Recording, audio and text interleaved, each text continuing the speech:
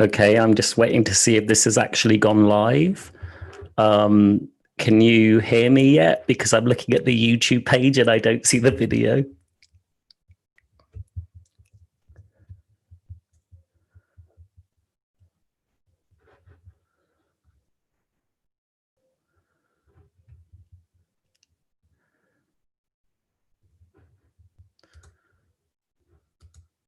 Can you hear me yet? Because I'm looking at the YouTube page and I don't see the video.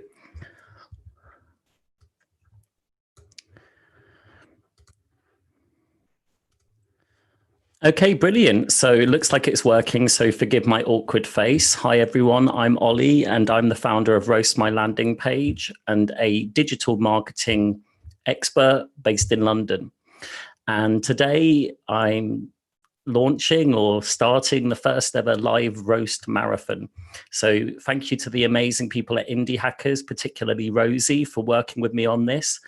And the marathon today is focused on roasting as many landing pages as possible to give you feedback to help you improve conversion on your page, so turn more visitors into customers. So the plan is to do 90 minutes of roasting, but I've already had 50 requests and I'll be working through them in kind of random order. You can also request a roast by tweeting me at Hello It's Olly, or you can request it on Indie Hackers. There's a really great thread there with a large number of replies, or you can comment on YouTube. So the reason for the confusion is I'm actually streaming to Zoom and then that's going to YouTube. And the reason I'm streaming through Zoom is actually I'd love it if some of you guys could call in. I think we can do that. And we can actually talk specifically about your landing page. So if you would like to call in, I'm going to paste a link in the YouTube comments.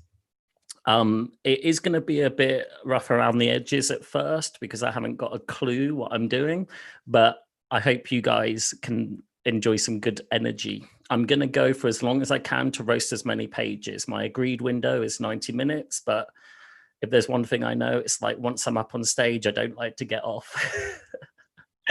So I'm really excited to help you guys increase conversion on a serious note. I want to give a little bit about my background. So I'm like I say, I am a digital marketer. I work with lots of early stage startups. It's all I've really done in my whole life. I ran my own side projects from a very young age and began my career working as a project manager at Cosmopolitan, where I launched the US version of the Cosmo website. From that point onwards, I worked only in digital with a specialism on optimization, whether that's on landing pages or through funnels or with content or open rates, but anything to do with the intersect of the creativity and the conversion or the metrics. So that's all I've ever done. And when COVID came along a few months back, I decided as a side project, I would use a part of my skill set that I really like, which was conversion, especially on landing pages, and turn it into an actual side project. My clients were struggling to pay my rates, and I thought this was quite a cool way to help more people. So I'm not going to do a long one, but I've done about 150 roasts since then. And if you want to find out more, you can go to roastmylandingpage.com. But you probably won't visit because today it's all about doing these roasts for free. So the idea is I will try and screen share. And what's quite tough for me here is I'm not getting instant feedback from people. I'm not getting instant comments because there is this time delay, but I will try and screen share. And you guys can tell me if that is actually working. So let me just screen share right now. And I'm going to head over to Indie Hackers to look at how many posts we've got.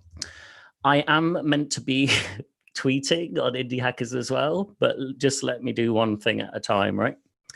So just having a quick look, and I feel like I have got some comments here. They are running behind, but I see someone said, you're live. Will you be recording the session? Yes, it is being recorded. Super excited. Me too. It looks like I can actually see me within me on this screen. So that's great. This is very Inception. So let's just go. Let's just go. Let's get one done.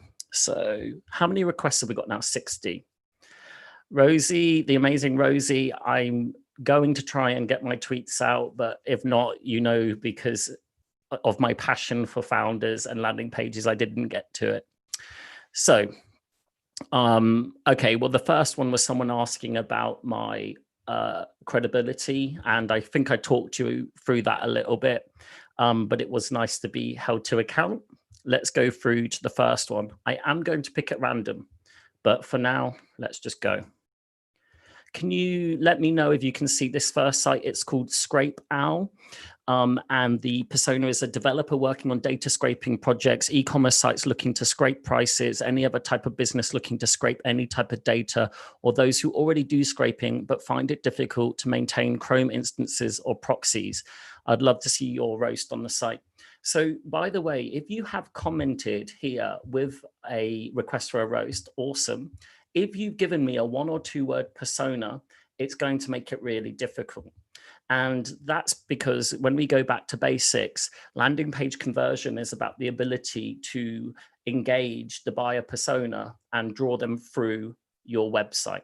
So 1, 2 word persona is not going to get the best out of my roast. So if that's you and you're feeling guilty right now, go back to Indie Hackers, edit your post and flesh out the persona.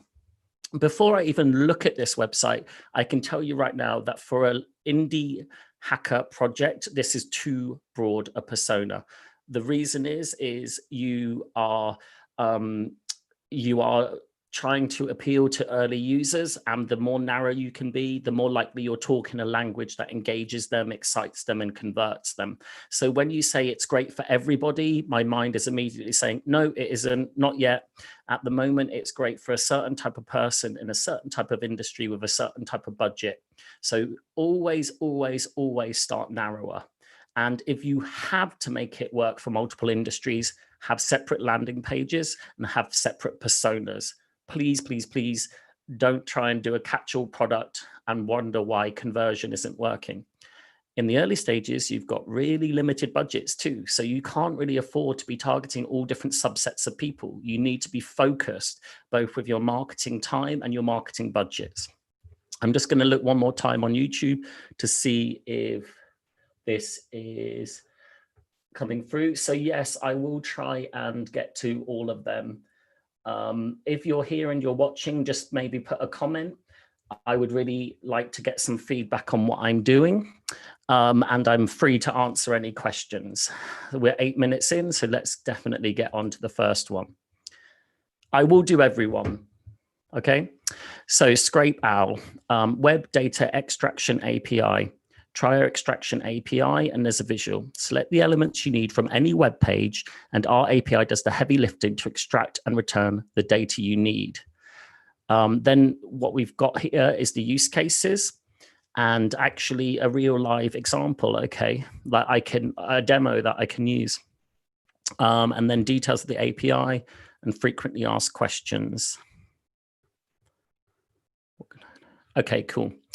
So actually, this is quite a nice starting point. The color palette is quite muted, but I feel like that's okay.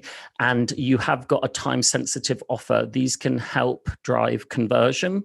What I would like to know is a bit more about what I'm getting here. So I'm about to hit try our extraction API. Am I about to have to sign up for something or make some sort of commitment? Or is this just straight into trying something? So maybe just detail that with some text below. Over here, these images are not bad, but they're not telling me a story. And what I mean about telling a story is, how can we visualize data extraction? How can we visualize something moving from here to create something valuable? And at the moment, you're showing elements being extracted, but you're not showing the story of them actually becoming useful to, for example, someone running a sales call. So connecting to Excel or whatever. Here, you've done exactly what I said not to do, which is you're focusing on multiple personas. In your early stages, pick one who really needs this product. Pick one where there's not a lot of competition, and pick one where people will get it with less explanation, and just talk about that. So then you can say web data extraction API for e-commerce managers to increase profit. So at the moment, you've got a very binary, simple description of the tool, but you're not really selling on what that tool empowers or does. So I need to limit the number of roasts that I do. Sorry, not the number, but the length, because I've got a lot. But let me just say that this is fantastic. This is a really good idea, which is to get people to use the tool rather than tell them what it does. I just type my URL in and I can immediately see the tool in action. This is very good practice. I think what this page is missing is testimonials from people like me, which traditionally I'd like above the fold, signposting on where that links to, and it feels a bit clinical. It doesn't really connect me with maybe the founders. I would quite like to see something about the team on the page with some of their technical credentials. So that's kind of what I'm looking at. I noticed that you've done this down here, which is great. These comparison pages are a great way to acquire new users because people search for versus content online. So my suggestion is build those out as you have. And that's a tip for everyone else. You have got to schedule a demo call to action here, and up here, try our extraction API, and up here, sign in. I normally say try one call to action. So thank you for submitting Scrape Owl. I already feel like I'm going to collapse. And I've only done one. So I hope that was useful. And if you've got any questions, you need to ask them in YouTube.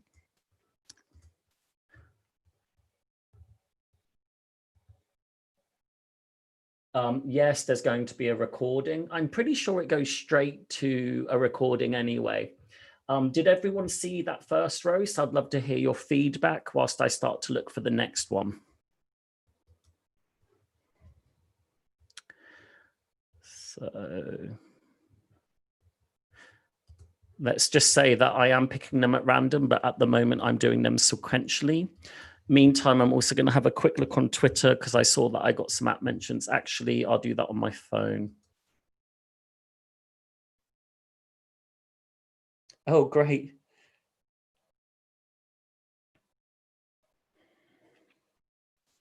So indie hackers have been tweeting away, or I have, let's say. Let's go on to the next one. That was helpful feedback. Thank you. Is that your page out of interest? Right, let's go on to the next video, landing page. Oh, interesting. Turn your data into solutions. Tractific makes your data easy to understand by handling all parts of the analytics process. Get AI-powered recommendations to convert more, no setup required. Your email, waiting list, request beta. Okay,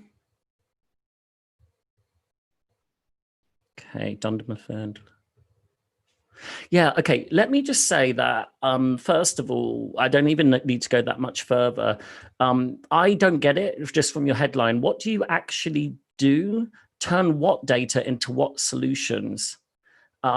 What types of solutions, who for, what's the benefit? So just, you've probably written this knowing your business intimately, but we don't. So simplify it. I really like the use of the beta request. It's a good way to, engage early users. Make sure that people on requesting do get an email from you immediately, just saying, we're coming soon, perhaps linking them to a survey so you can update and increase your understanding of the persona. This works really well, and you put no spam, you've made it really clear what they're getting, so that's good. However, like I say, I just don't know what you're doing. So what data are you analyzing, and what conversion rate are you improving?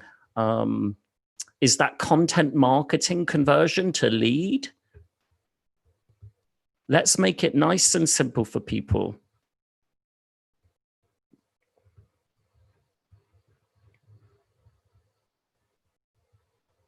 Yeah, this is nice. I would be bold and maybe stick it against Google Analytics or someone else and just really draw out your differences. And identifying and making visible our USP is a core way of standing out in the ecosystem. You're going to be competing with lots of people in the analytics space. So drawing out what makes you distinct is a really powerful thing to do. Request beta, yeah, maybe copy the other subheading there. I would just like a more literal explanation of what your product is. I do think these images are quite nice. They are showing me, you know, you're not just saying it's easy. You're basically giving me, you could even make that a click box or a copy, but you're just giving me how easy it is. It's an interesting thing, but you're going to have to explain it a bit more. Let me look at what your persona is. Okay, small to medium digital business founders. This is another bad example of a persona. So let's talk a little bit about what a good persona is. A good persona editorializes an individual to help you understand them better. So they're fake, but you maybe give them a name. So Olly is a freelance marketer. Olly cares about building his reputation. Olly has access to a company credit card or a personal credit card. Olly uses these tools currently. Olly struggles with X, Y, and Z. If Olly could achieve X, Y, and Z, Olly would achieve, or the outcome would be this. So you really need to, you know, go wild. It's a bit like a short story, and you create that for your persona. And using that, you can be more smart about how you talk to these people on your landing pages, in your ads. If you've got existing users, interview them. If you don't, find people to interview, because this is a poor example of a buyer persona, but you wouldn't be the only one. Everyone gave bad examples of buyer personas. I've worked for massive clients who are spending hundreds of thousands, potentially even millions a year on ads, who haven't updated their buyer personas in years. And they're working on the same audiences and the same stylistic approaches as they were before. They may think it's working, but without experimentation, they're not going to reduce the cost per acquisition. So consider personas. I need to take a sip of Diet Coke and we'll move on to the next one.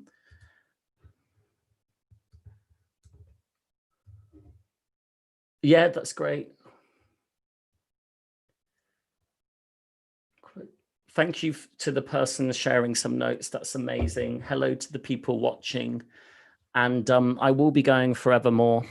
I really do hope that this live stream does record. Have I actually got the Zoom recording going? I think I have. Let's have a look. Oh, Zoom. Why can't I switch to it? Okay, don't get me started on Zoom.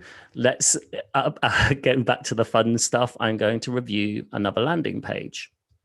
So this time I'm going to go a bit further down, saying that they're not actually in date order because people can vote them.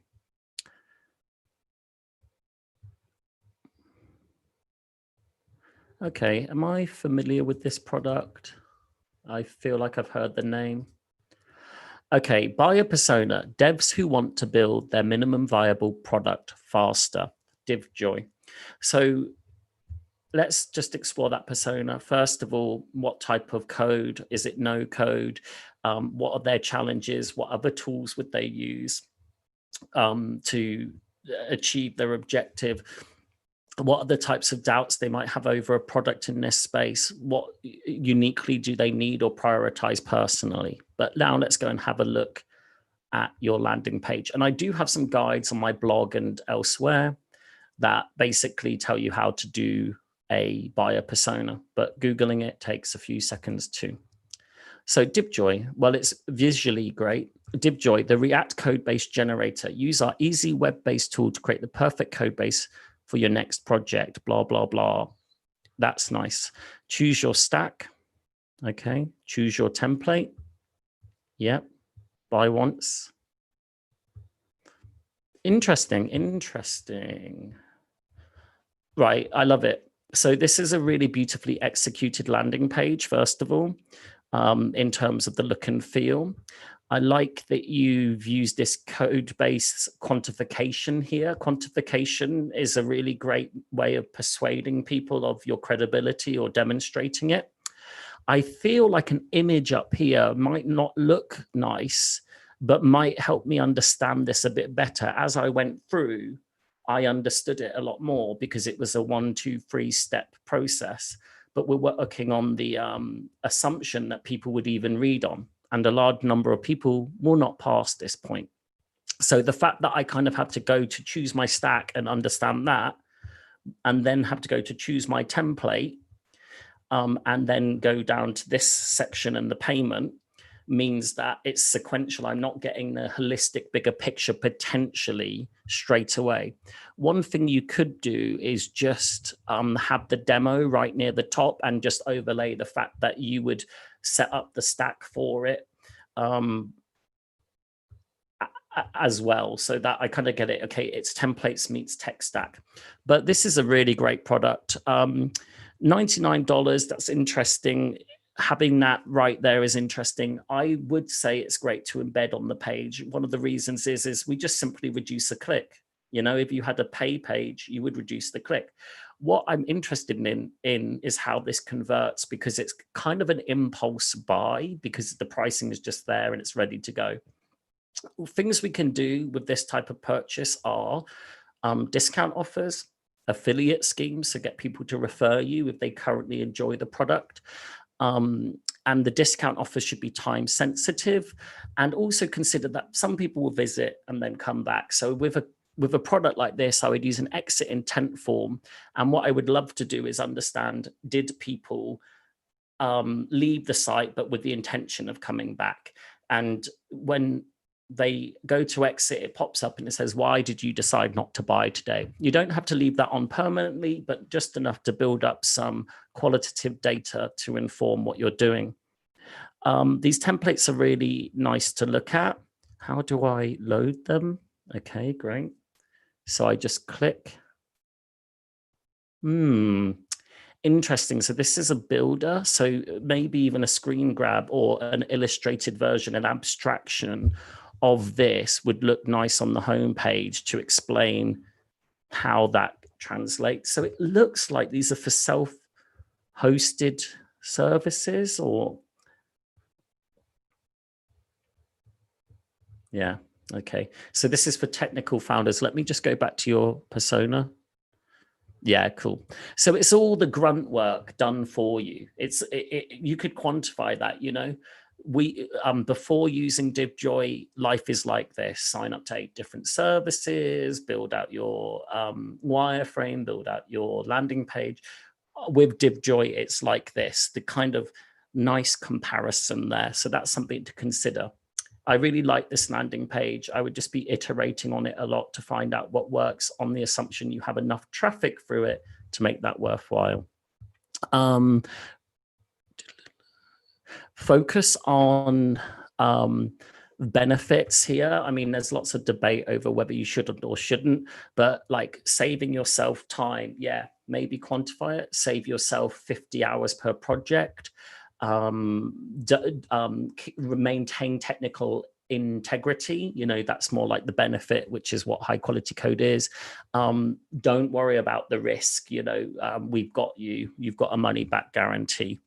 But I like this. I think maybe, again, these could be brought up. I think people want to see and feel things before they sort of understand them. But those are my thoughts. Wow, I'm doing like 10 minutes per roast at the moment. No, yeah, so I might need to speed up.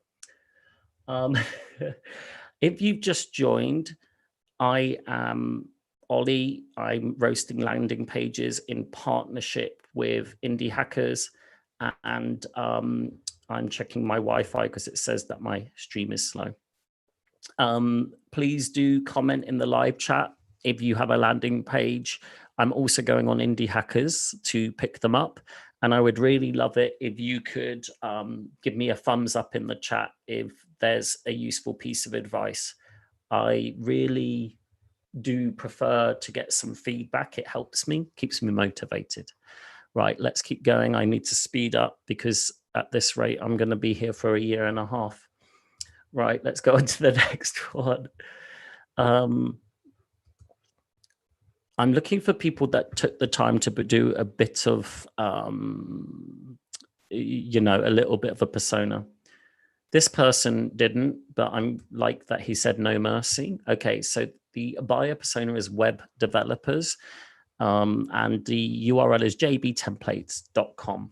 Whoa, okay, cool. This does need some work. So first of all, look and feel, I don't know, we need to measure to know if the look and feel impacts things, but this looks naff. I don't know if that's purposefully so, but it is not a very refined landing page. So the way we do that is to put more effort in. Sorry. Right. So what we've got here is free HTML5 templates created by Jan Bruss. You can download templates for free here. If you find useful, you can buy me a beer. Well, why not link it there, right? Cheers. A template package consists of a zip file with a few HTML template list. Look, this is compelling. This is nice visually. Move this to the top. Add different credentials or quantifications to this, like X downloads used by X, Y, and Z, and bring this to the top. People can infer from a strong and compelling visual like this and a heading what you've got here. So let's just stick to the traditional things. I think what you're actually doing here, if I'm looking correctly, random dude that bought me a beer. Okay, you're purposely using this kind of naff, kind of jokey tone, which I kind of like, but at first my impression is just like, this guy doesn't know what he's doing. I really hope it is on purpose, because otherwise I'm being very brutal. But I don't think humor is a bad idea, and I don't take things too seriously either. So yeah, getting people into it and getting them into a live demo is basically what you need to do. The sooner you can get someone to a demo, we call it show, don't tell, the better. So you can tip you a beer, but why not put that at the side? Payment is always $5. Oh, nice. It's fully integrated there. I feel like the problem you've got here is a little bit of trust, because, you've got this jovial kind of tongue-in-cheek landing page, but you want me to drop my card details in. I probably would, because I'm an idiot, but, my mum's not going to do it. My mum's not your persona, but you get the idea. I think maybe if you use buy me a beer, buy me a coffee, or whatever it's called, which you can now get a beer on, people just already familiar with it. And I would definitely consider how you can use that. But yeah, bring these up. Look, free HTML5 templates for developers who want to skip the queue, or amazing free stuff for web developers, because that's what random dude said. I suggest you get some real testimonials too, because you can use the language of the person who did the testimonial to help write better copy for your landing page. Onwards. If you're just joining me, I'm Olly. Oh, sorry, I see now that some people are actually updating their persona. That's brilliant. So I will refresh. Ultimately, what you get out of stuff like this is partly what you put in. So the more that you put in, the better the quality, the better I can give you. I'm just really quickly having a look at my emails just to see if anyone's saying, I've called the police, you don't know what you're doing. Right, so let's have a look. Let's find another one. Thank you for asking some questions.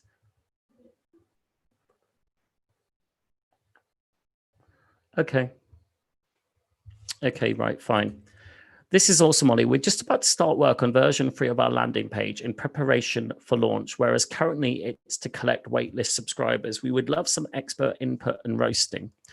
Okay, fine. Buying persona. Hackers and entrepreneurs looking for novel ways to fund the early costs of starting their business without giving up equity. This is a slightly better persona, and this taps onto a few things that I'd like to share with the group, if you're willing to share with me. The first is that people are at different stages of buying in B2B. Some people need to just be made aware of your business. Some people are in the consideration stage, so they've established that businesses like you exist. They've established they may have a problem, or they can create greater value using a tool, but now they're comparing tools or comparing processes. And then obviously, finally, with a few bits in between, we take them to close. What's interesting about this buyer persona is this is an individual who wants to fund their startup, and they don't want to give up equity. So they may already be looking at solutions that are giving up equity, that involve giving up equity, and thinking, this isn't for me. So they are in that consideration stage in terms of the solution. And when they decide the solution, they're then potentially choosing the partner. So something to always bear in mind on landing pages, people leaving isn't necessarily a reflection of your product not being right. It might well be a reflection of that your product is there at the wrong stage of the buying cycle. Okay, Hacker Stash funding hacked. Community-led microfinance for hackers and entrepreneurs. Community-led. Okay, finding ways to fund my project sucks. Every innovator ever. So we've got another sort of pseudo or comedy testimonial here, which I'm not against. In fact, I have a chicken, because it's a roast, right? A chicken giving a testimonial on my website, roastmylandingpage.com. So Hacker Stash is a monthly tournament designed to help you support digital projects and services you love and keep your own project moving forward too. You'll share updates on your project and vote on competing projects with the top 10%. Oh, very fun. So it's like a gamified methodology of raising money. Yeah, I like it. I just feel, what happens if you never get to that top, you never get some money put in? That would be quite demotivating. I'm really incentive driven. Like, I would be all over this. I'd want to win, even if I didn't need the money. How do people feel about that? Anyway, I'm talking about your business, not your landing page. Why you should join? Okay, cool. Here's a note on call to actions. You don't want people to have to scroll a lot. I scroll up and down, but if you have that here for stay informed, then have this here too as well, because at any point they might be, I'm ready to give up my data. I think what's important for a business like this is to demonstrate the caliber of both the people on it and the projects on it. Ultimately, showing and showcasing the projects is a more compelling way of telling you, the user, that there's good projects that you're good, or a good cohort of people to be working with.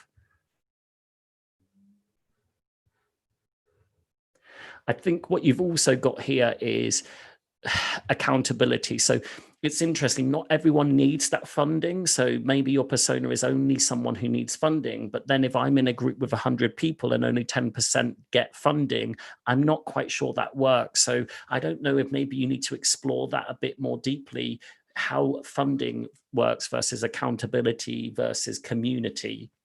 But I do like this kind of angle on it, this gamification. I think lots of potential indie hackers and entrepreneurs are competitive in that way. What I would suggest to you to improve this landing page is totally ignore everything I've just said and just get on calls with that 199 people, because they will tell you what their challenges are. They will tell you what they're missing in the tools they currently use. They will tell you the problems they've had with raising finance. And from that, you can start to use language that really resonates. So that's my tip. Hi, everyone. It's me, Olly.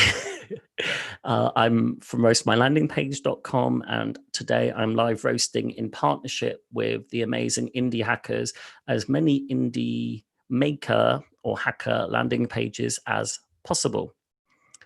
Let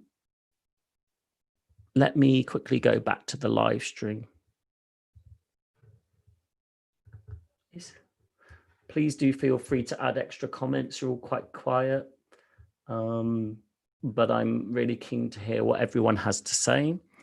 Have you still got me? Am I still there? Oh yeah, I should say hit like at the bottom of this video if you like what I do, but also you might want to consider subscribing, because I'm going to be sharing live roasts on the channel regularly. Sorry, not live ones. I'm never doing this again.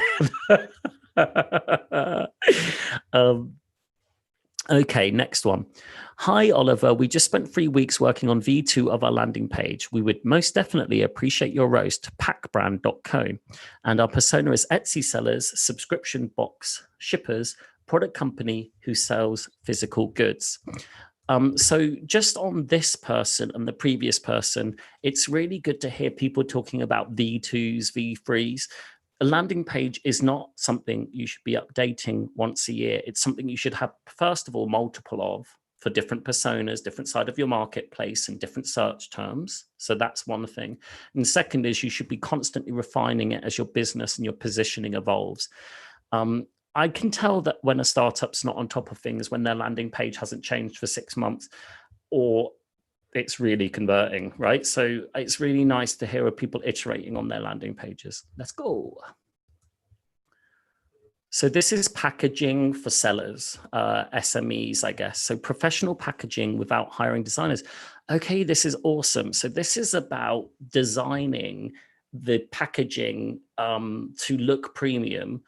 I mean, I'm looking at a video of it right now, but so that you give that kind of high-end experience when people receive your products. And at the moment, you know, big brands like HelloFresh and Gusto and all those people that send boxes in the post, all those great sweet deliveries,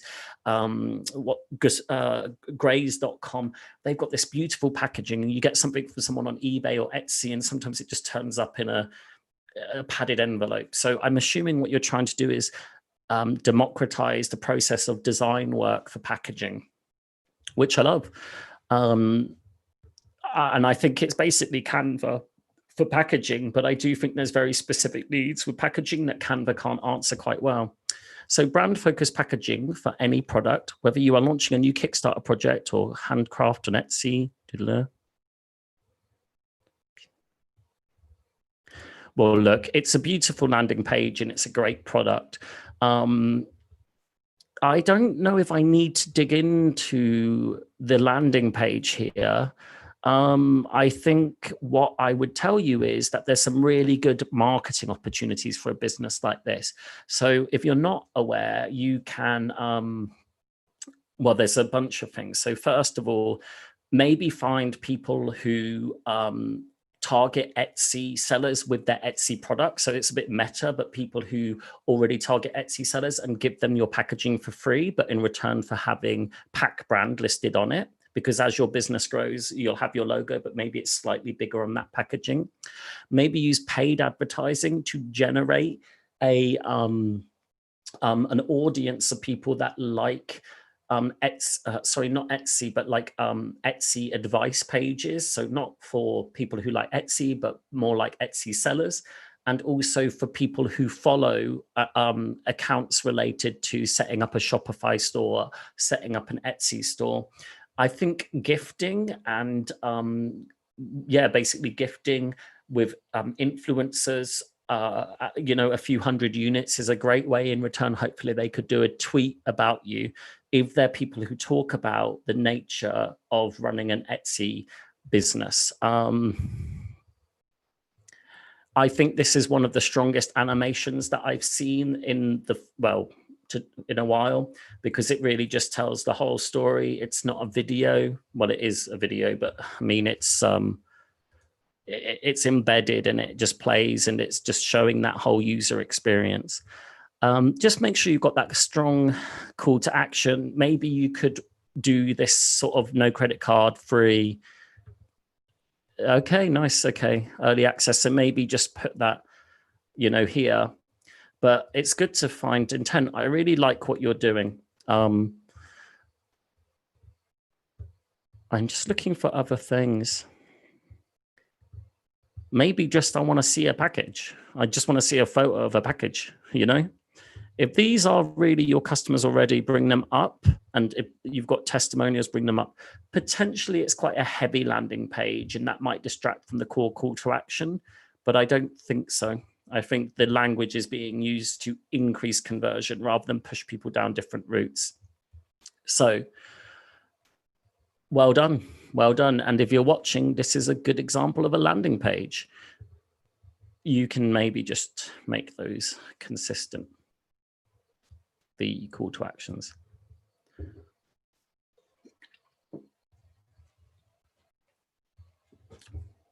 Diet Coke. Keep myself refreshed, right? So any more comments? Probably not.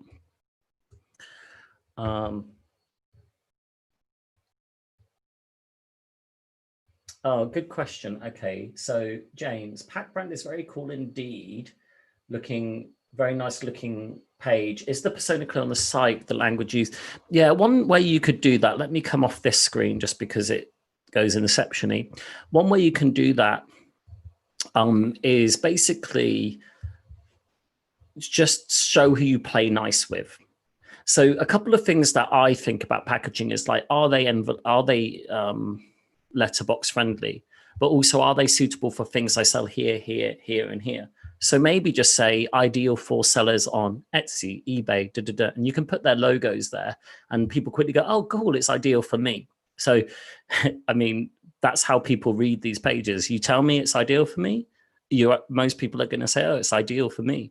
So it's as simple as that. So great point, James. You know, sometimes you need to bash home like, you are in my persona, this is a good product for you. So we're 50 minutes in. I think we've done 4 or 5. Let's keep going. Hi, Olly. I'm launching Zen plates at the moment, and given you seem to know your stuff, would love to have it scrutinized, roasted by you. Essentially, it's a B2B offering. Our customers are businesses of all sizes that need brand new help center. Okay, stop right there. It's not of all sizes, because a small business does not have the same budget as a large business, and you have a price point. So before you make it available to everyone of all sizes, which nobody can do anyway, start to think about who this really helps and how it's unique. We've hitched our wagon to Zendesk because it is, in our opinion, the best knowledge-based platform in the market and offer both ready-made themes and framework toolkit for customer. Okay, so I see. So it's customization of help centers, right? So like the previous one, there's some really easy product marketing wins here. For example, I'm pretty sure there'll be a couple of Facebook groups about customer support and customer success. There'll definitely be Zendesk type communities online, and you can target their followers on socials, on LinkedIn. No, you can't do that on LinkedIn, but you can do that type of thing, but you can do that on Twitter. So let's have a look. Beautiful Zendesk themes without the headache. So I wonder if Zendesk also would consider a marketplace. Anyway, deliver a delightful self-service experience for your customers with our range of ready-made themes. Even with themes, you have premium themes at $300, $400, $500 and customization, and you have budget themes that are in the marketplaces. I think you've created a new category here, because I doubt many people are doing productized themes for Zendesk. It seems a little bit niche, but niche is great. Copy and paste, not rework and waste. I love a good rhyme. Let me just go to the start. Deliver a delightful self-service experience to your customers with our range of ready-made themes and powerful tools. Okay, so is that an example of a theme there? It looks a bit generic. Let's click through. Yeah, I don't know if this can scroll through, but definitely scroll through if it doesn't. I don't know if I missed that. Move this button, it's good to have it, but it just looks like a button here, and we don't want to confuse people, especially if you've not heard of Product Hunt. You can just click Explore Themes. Copy and paste, not rework and waste. All of our themes are built using the same powerful framework and set of reusable elements. Mix and match. Yeah, cool. And this is another beautiful landing page design-wise, which makes sense because of the nature of your business. What I like here, we call this an abstraction. You've taken various elements and shown how they can look together. I guess that's what this is. So you're just illustrating some of the elements and how you would change them. I think that's what that section is. Oh yes, reusable elements. And this is nice. This is nice video. I don't understand, like, what's your issue? Because this should be high converting without knowing much about your industry. Is the founder of this business in the chat? Oh, the mobile view. Yeah, that is something I do need to consider. Is the founder of this business in the chat? What I'd love to do is see if I can invite you over to a Zoom call and we can dig a bit deeper into this landing page, understand what the struggle is. Whilst I do that, let me just check my Twitter.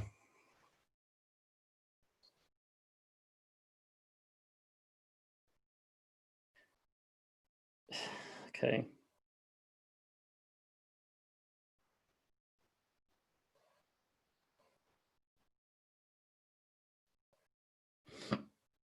So this is so meta because now I'm watching my own live video. So sorry to do that, but I need a bit of a breather. Could the person who owns the landing page Zen Plates please announce themselves at reception? Oh God, I hate myself right now. Look, who's open to having a chat where I talk through their business and we kind of see if we can live stream that? Because I can invite you to the Zoom and I really would enjoy doing that. In fact, because there's a delay, I'm just going to go right ahead and share the link directly in the chat. I'm assuming you'll all go to a wait room. Oh God, it's too long. Loom. Sorry, not Loom.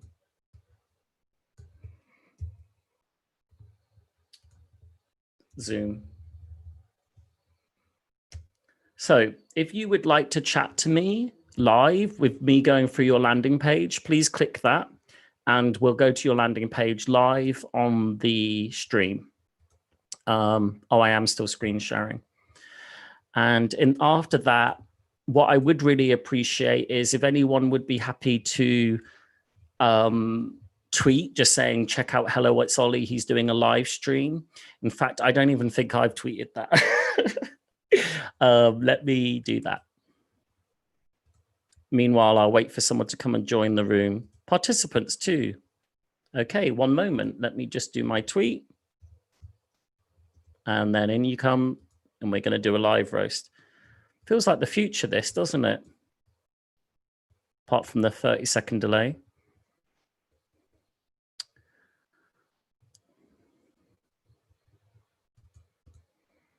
Okay, a couple of people queuing up. So join that link if you'd like to. If you'd like to join. You're going to a waiting room, so you can just hang out there, and I'll eventually pick you. Rosie, if you're still around, bash out some tweets for me, will you? God. Has anyone seen Rosie's picture online of her amazing house? It's not private, so I think she'll be okay with me mentioning it. Just it looks fantastic. It's like the dream home from the outside. I've not been in there. Just going to post this. That's getting edited out later. 1 minute, James. I see you there.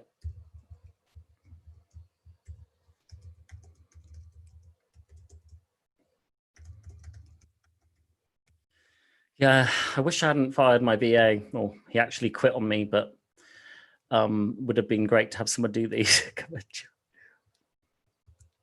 Let's have a look. James Berry. Right, so how does this work?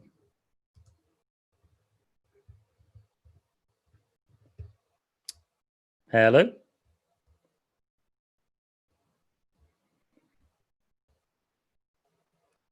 Can you see me? It says you're in the room, but you're muted. Can you hear me now? Oh, hiya. Two of you. Do you want me on camera, or I'm already on camera? You're on camera. Oh, there we go. Hello, this is my brother. Hiya, all right? Yeah, doing very well. We're just watching your stream, gaining lots of... Is it fun? Very fun. I think you're doing a very good job thus far. Yeah, thanks. I haven't let myself down yet, but it's not even 5 o'clock yet. That's fine. I'm sure you've got plenty more opportunities. Okay, so what's your landing page? So I run a product currently called SalesBot for Depop, so salesbotdepop.com. Just before we jump in, I was just going to say, I put on my Indie Hackers message that we had a Depop, D-O-P-O-P. Oh, yeah. We had a chat at Indie Beers probably before coronavirus last year. And I was working on a different product called Prospect Book. And you were asking me all sorts of questions about my marketing strategies. And oh, yeah. All of that. I remember. You had it on your phone. I think so, yeah. I was very big into doing visual demos, but you sort of tore through it, and that one managed to fail. So maybe nice. you had the foresight before I did, but it was a good learning experience either way. I bet you wish you'd listened now. I think I did listen, yeah. So I'm trying to do things slightly differently with this time around. Okay, this is really cool, actually. So, do you want to talk through the persona a little bit, and then I'll actually come off the page because otherwise I kind of like start scanning it. So, tell me No, sure. who are you targeting? Okay, so I'll give you an overview. Depop, if you don't know it or anyone doesn't know it, it is a marketplace app for your iPhone or Android devices that is for reselling vintage fashion or any used clothes. And it's become started in the UK, but it's very, very popular sort of across the globe. What I have done is I've created a tool. It's a Chrome extension to automate the process, lots of the selling processes. So for example, gaining followers, there's a specific thing for Depop called refreshing your items so that they appear higher up on the lists. So quite a premium product. And for this case, my buyer persona are people who are considered verified sellers by Depop. They have the blue little tick. And to gain that blue little tick, you need to be doing something like £3,000 a month in revenue. So I'm targeting myself down to premium products. I'm targeting the premium sellers, the people who can afford this.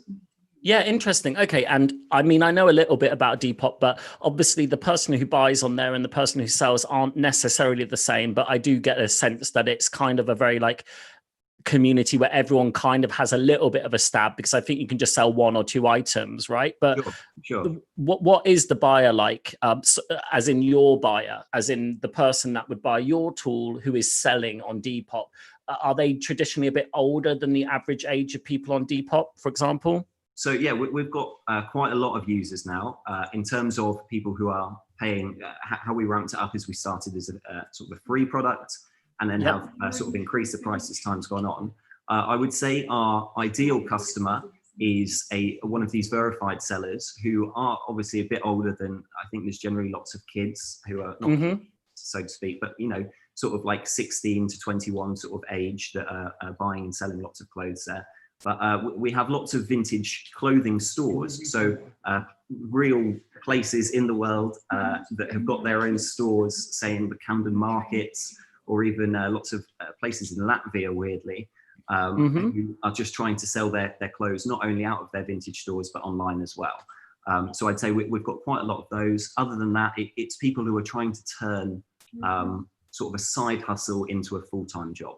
Yeah, so it's people who are already kind of there and people that are on a pathway to getting there where it would become something more serious for them. So, sure. I mean, how I look at us is we're an accelerator. We're not we're not going to turn you, like, give you a full-time job overnight. But if you're on that, as you say, on that path, we can accelerate growth. Yeah. So do you have a free and a paid tier?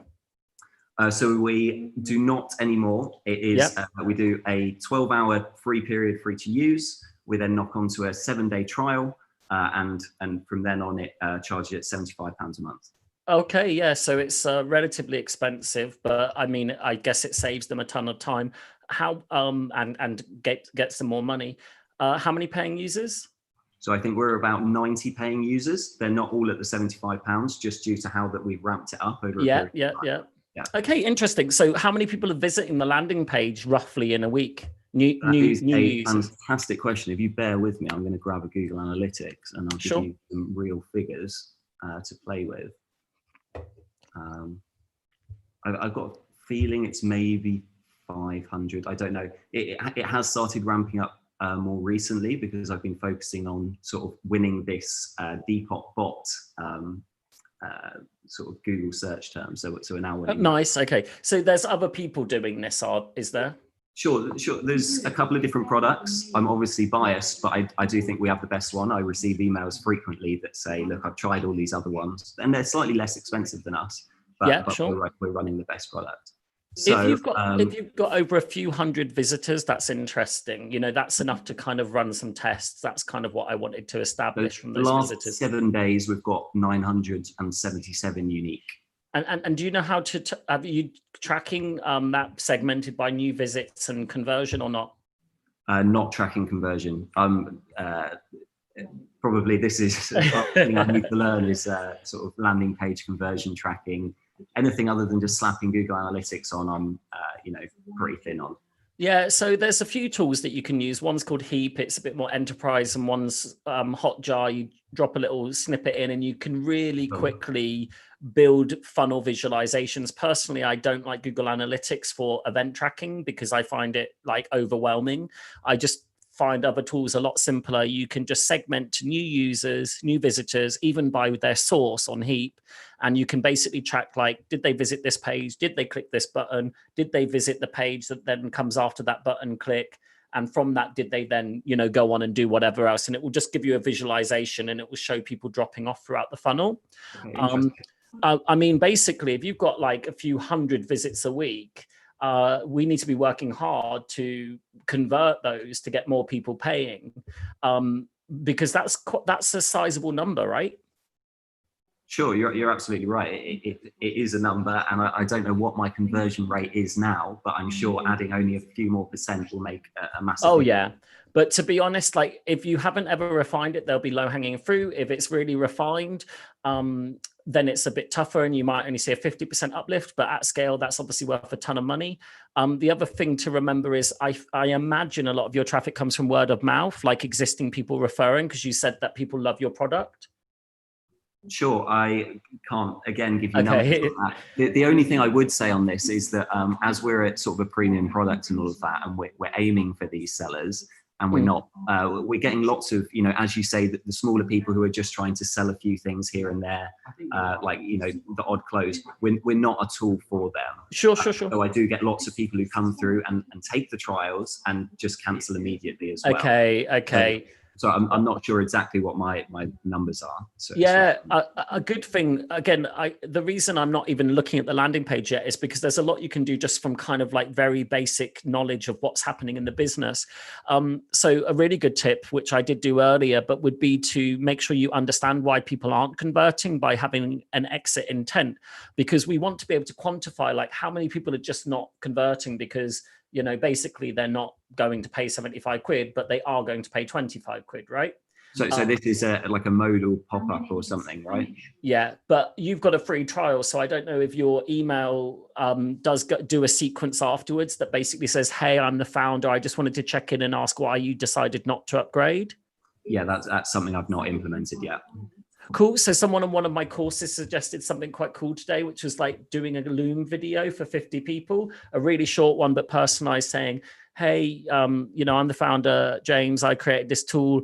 I'd absolutely love it if you could just give me a bit of feedback why you decided not to upgrade. Because if you just blast it out in a sequence, it will work, but certainly at scale, it will work. You'll get some replies. If you just did 50 personalized, which will take a while, but it will give you the data you need, right? Because a lot more people will reply to a personalized video. Sure. So it's about enriching the quality of your persona. Yeah, let me go and have a look at this page. But what was the other thing? How are you currently marketing it? So SEO is purely sort of where just we're SEO. I did an Instagram influencer. Sorry, YouTube. I got a girl to make a YouTube video, which is, you know, it's done okay. It's probably made the money back that I paid for it, but yeah. Not what was her audience? Was it Depop sellers or was it just young people? Yeah, I think she was just Depop. She had like a Depop channel. I'm sure you can find it if you like an industry channel for industry people. It was like very small. It was like maybe 5,000 subscribers or something, but she'd made a lot of Depop content. Okay, but it was about the methodologies on Depop rather than like, I love Depop, here's some good clothes to buy. It was her tips on, she was a verified seller herself. Sure. Actually pays for our product now. That is a good persona. That is a really good persona. Do you have an affiliate scheme? I do not, no. Okay, cool. Let's go on to your site. SalesBot. Home features, blah, blah, blah. Install for free, install on Chrome. Is it only available on Chrome? Only Chrome currently, may do Firefox eventually, but nobody uses it. You've got like one thing here that says it's free, one here that doesn't say it's free. Sure. So I've had a conversation about transparency with a few people as well, because although it is installed for free, you do get to use it for free. There is a free trial. Yep. That is a little misleading. So I have had conversations with people over email that were I wouldn't, upset. where they're like, what's going on? But if you're going to Sure. use it top right, you use it here. You know, if ethically you don't want to say free, then get rid of it everywhere, right? You can't kind of have both ways. You need to have consistent call to actions. And I would be interested to know, like, you know, with that volume of traffic, you could just test 2 buttons and then decide, like, am I going to risk damaging my reputation to increase conversion? Because some people will go on to pay, and I would probably say yes. Okay. But the free trial is not great, you know, 12 hours. I guess what happens is some people can do a ton in that 12 hours. Is that the problem? It's just this 12 hours, like it's all part of effectively the free trial. I think if I immediately slam someone with put your credit card details in right now, people are a bit but scared why of isn't it a month? Sorry, like why is it a 12-hour free trial? Because it's a 7-day free trial, but I mean, how it works is this 12 hours is you can freely use the tool without a credit card. Then you have to start with a credit card, a 7-day free trial. Oh, that sounds a bit convoluted. Just give them 7 days to really enjoy the product and get value out of it. What was the logic behind that? It was actually just a development quirk as things built on, and that just was the way I was doing it. And now so I get 12 hours for free. Then I get an email going, you can continue your free trial for another like 6.5 days, but you now have to enter your credit card.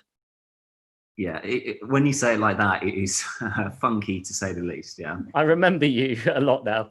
Right, sell more on the Depop store. Dear. Okay, boost your sales by gaining thousands of followers and likes every day. What I do like about this is you're focusing on the benefit, which is to sell more, make more money, blah blah blah. Right?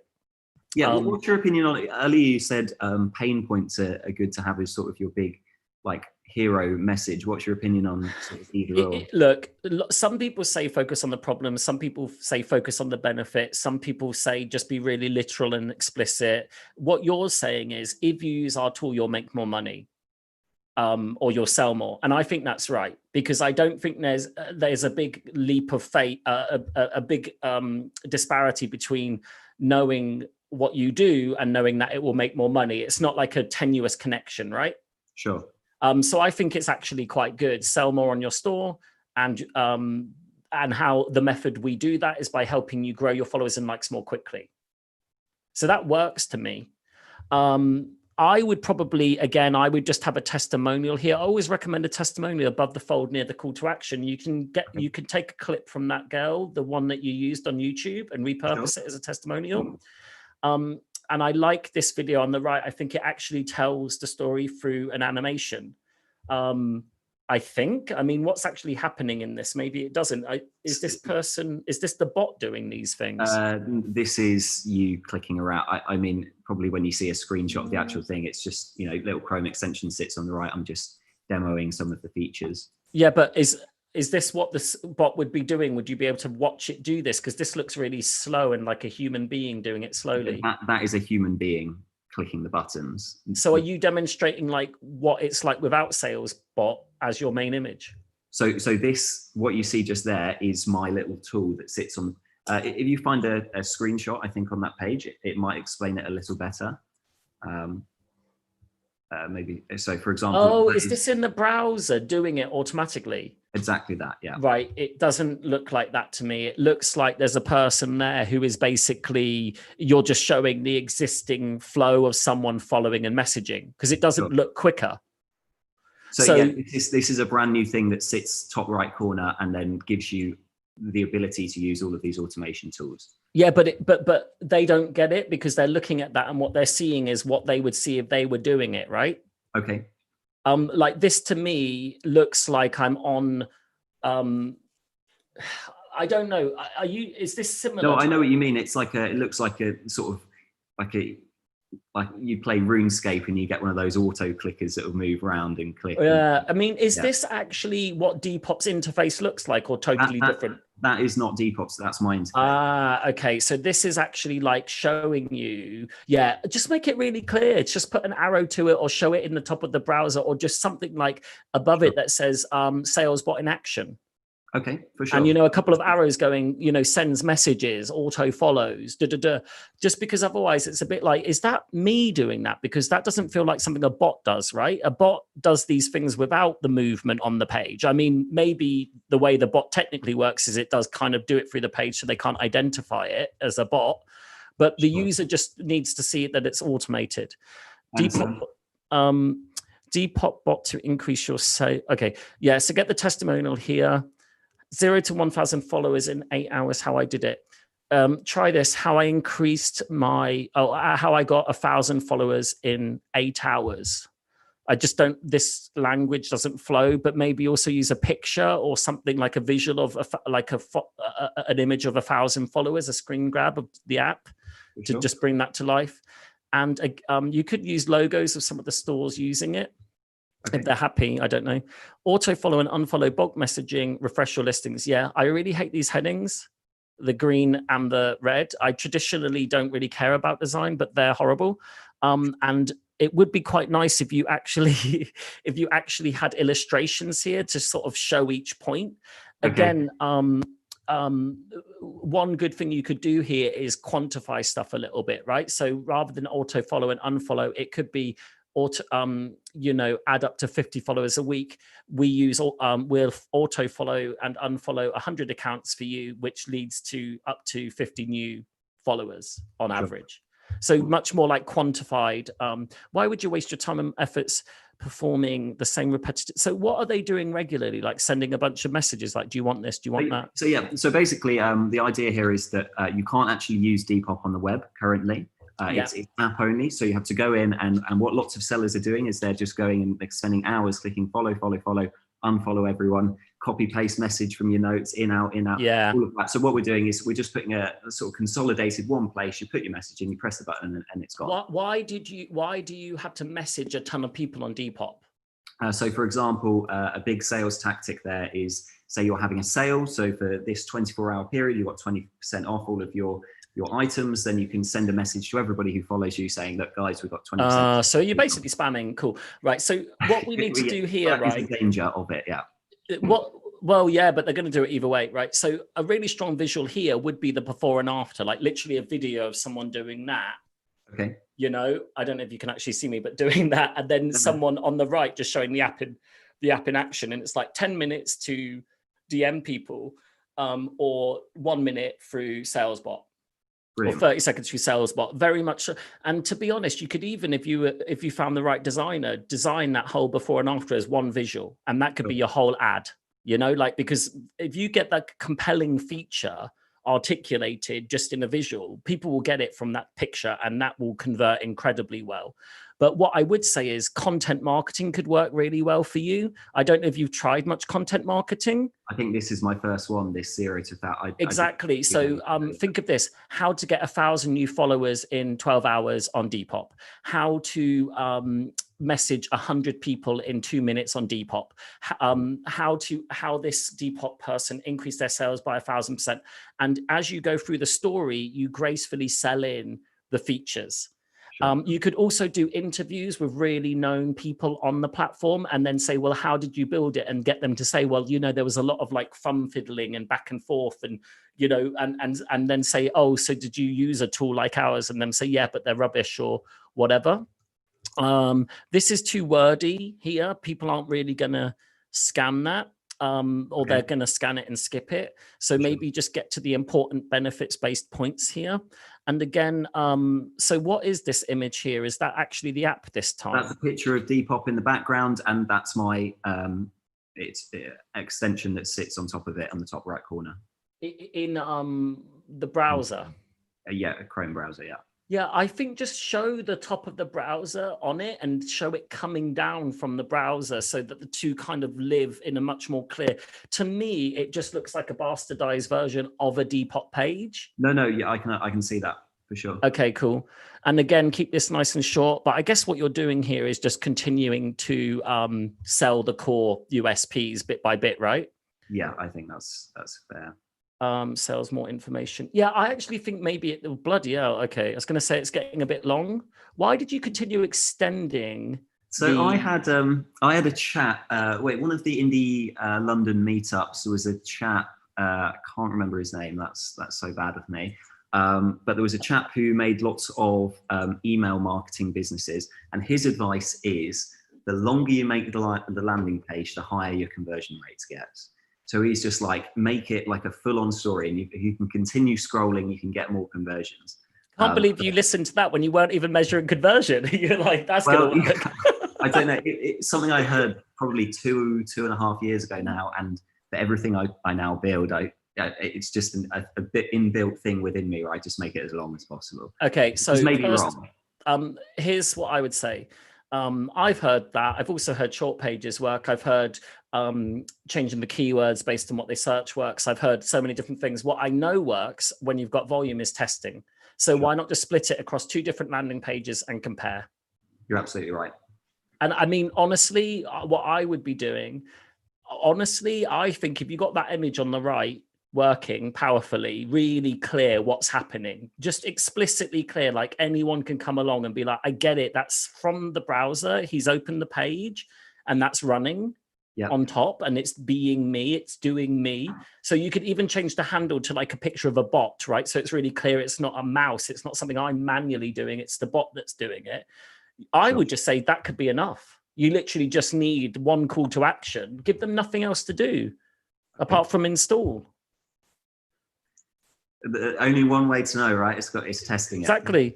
But look, I like the idea. I like these automation products. I mean, I don't use Phantom Buster anymore, but there's ones for LinkedIn. So you might want to look at automation tools on for other platforms just to see what you can learn about them. For me, the big opportunity in terms of user acquisition is getting as many people who create guidance for Depop sellers to be recommending this tool in their listicles, their advice, their support.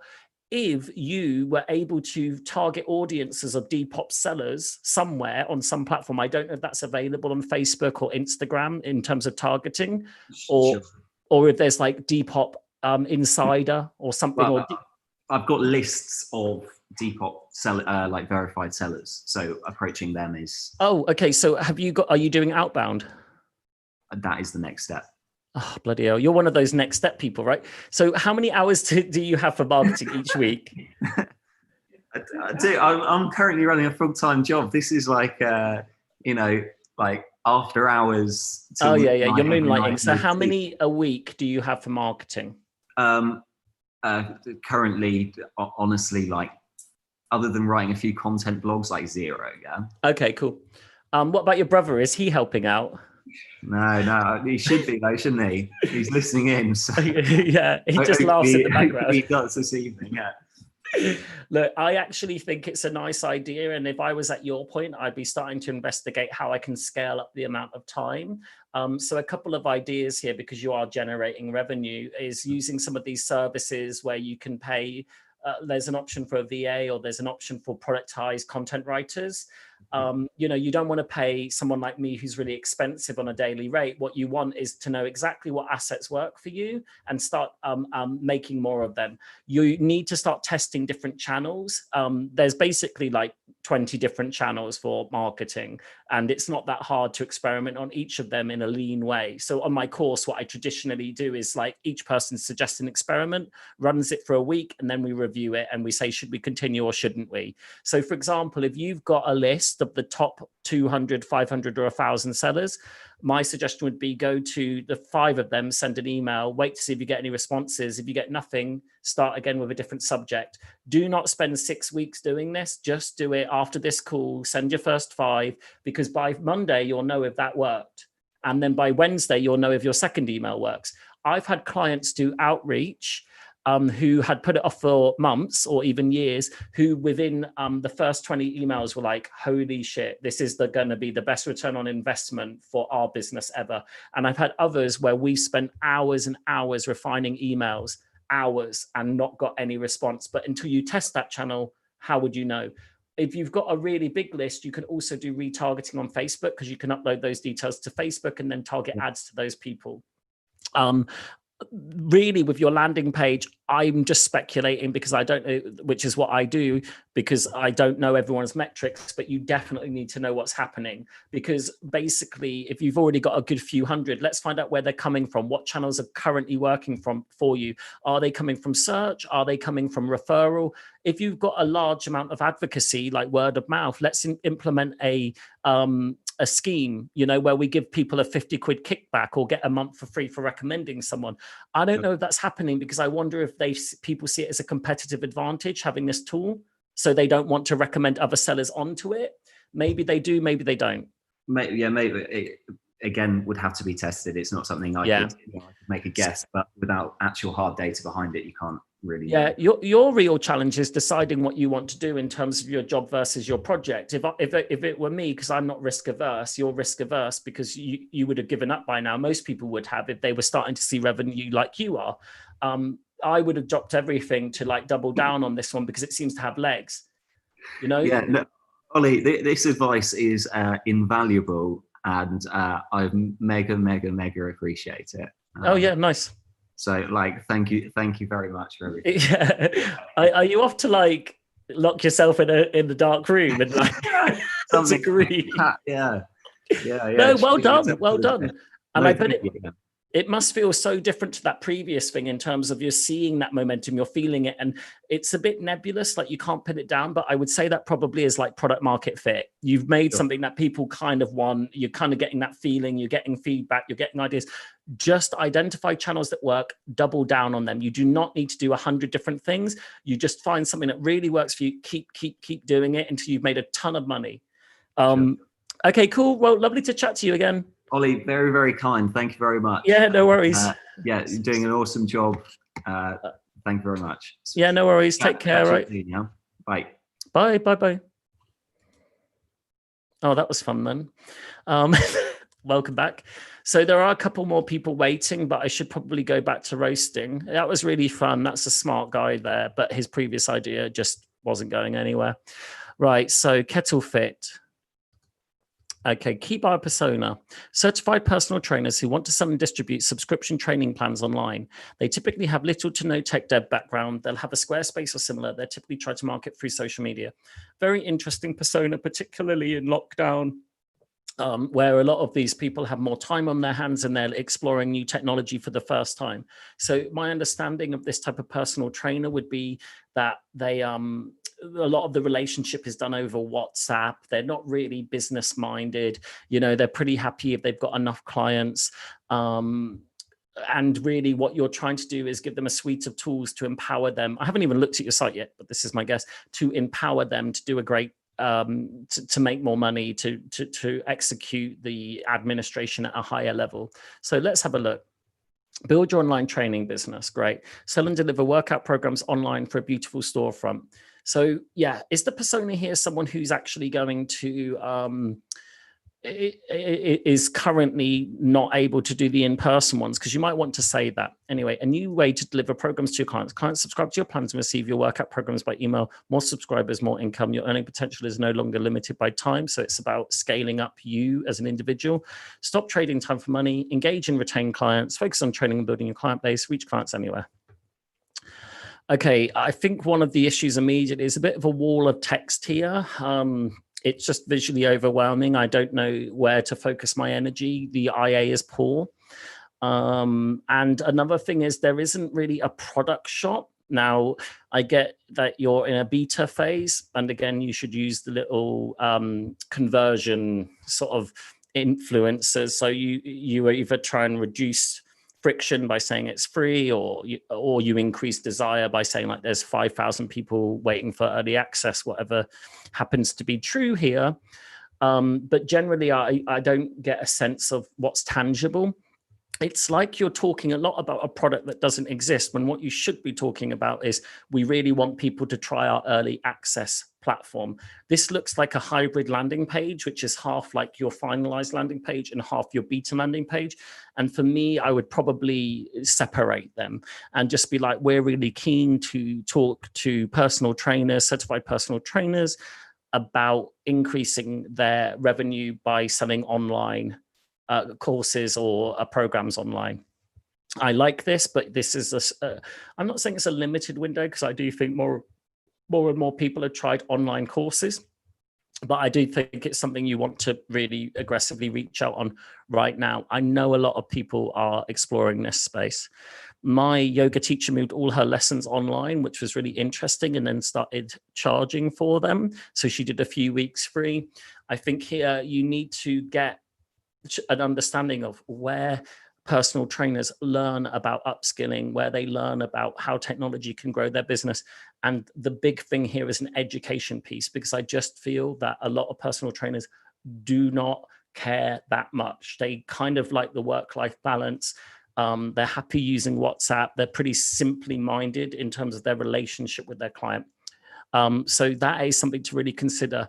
Drill deeply into that user persona by getting on as many phone calls and focusing on the problems and challenges, and get something out there. Get an MVP, a lean version of the product in people's hands, even if at first it's literally a 2-minute course that shows people how to set up their own MailChimp mailing list, which, to be honest, I think a lot of personal trainers wouldn't even know how to do.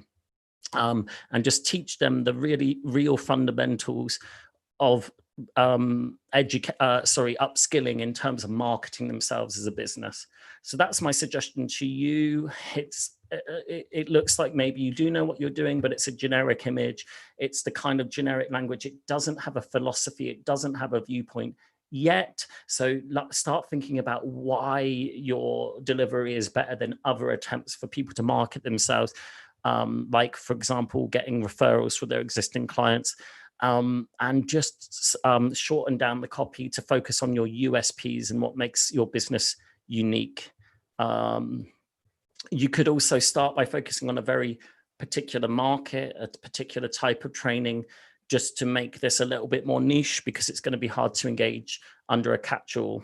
So if it's more really focused on helping training, personal trainers who focus on weightlifting or Pilates or yoga, then maybe that's a route to explore. Great, I love it. It looks really nice.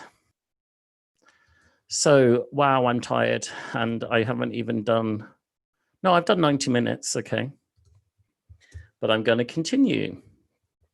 Any feedback, anyone?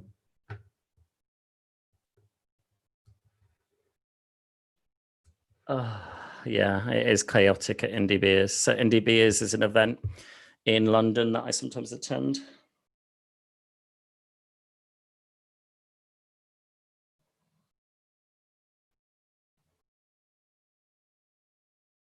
So if you're watching and you haven't followed me, I'm at Hello It's Olly on Twitter. If you nudge me on there, I may prioritize you, because yeah, we're deep in the weeds here. But also remember to update your Indie Hackers description. Thank you for the positive feedback. Please do hit likes. There's over 20 people watching right now. Can't believe it.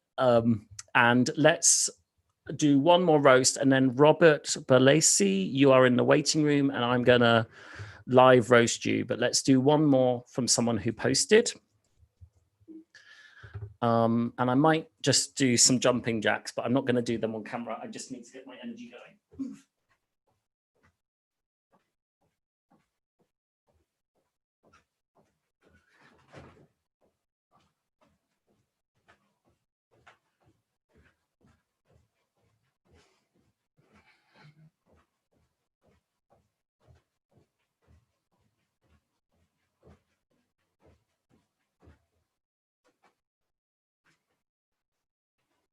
Don't know if you could see that. I think my computer's burning up. It sounds like it's about to take off.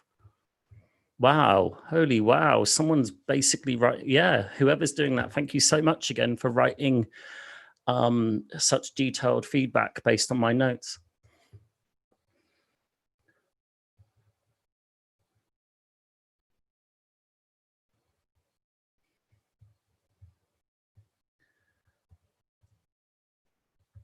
Oh, wow. Okay. This one, I think the person tweeted me. Like I said, I will really try and get around to as many as possible. So Quirk.money, entirely made on Webflow by non-coding designers. Great. Targeted at young adults and young professionals gaining financial independence from the first or second job, and interested in learning about and improving their personal finances. Okay, interesting. So let's have a look. Quirk, we're featured on Product Hunt. Check us out. Let's move to that. So discover your money personality. Take our test to get a deeper understanding on how you think about money. Take test.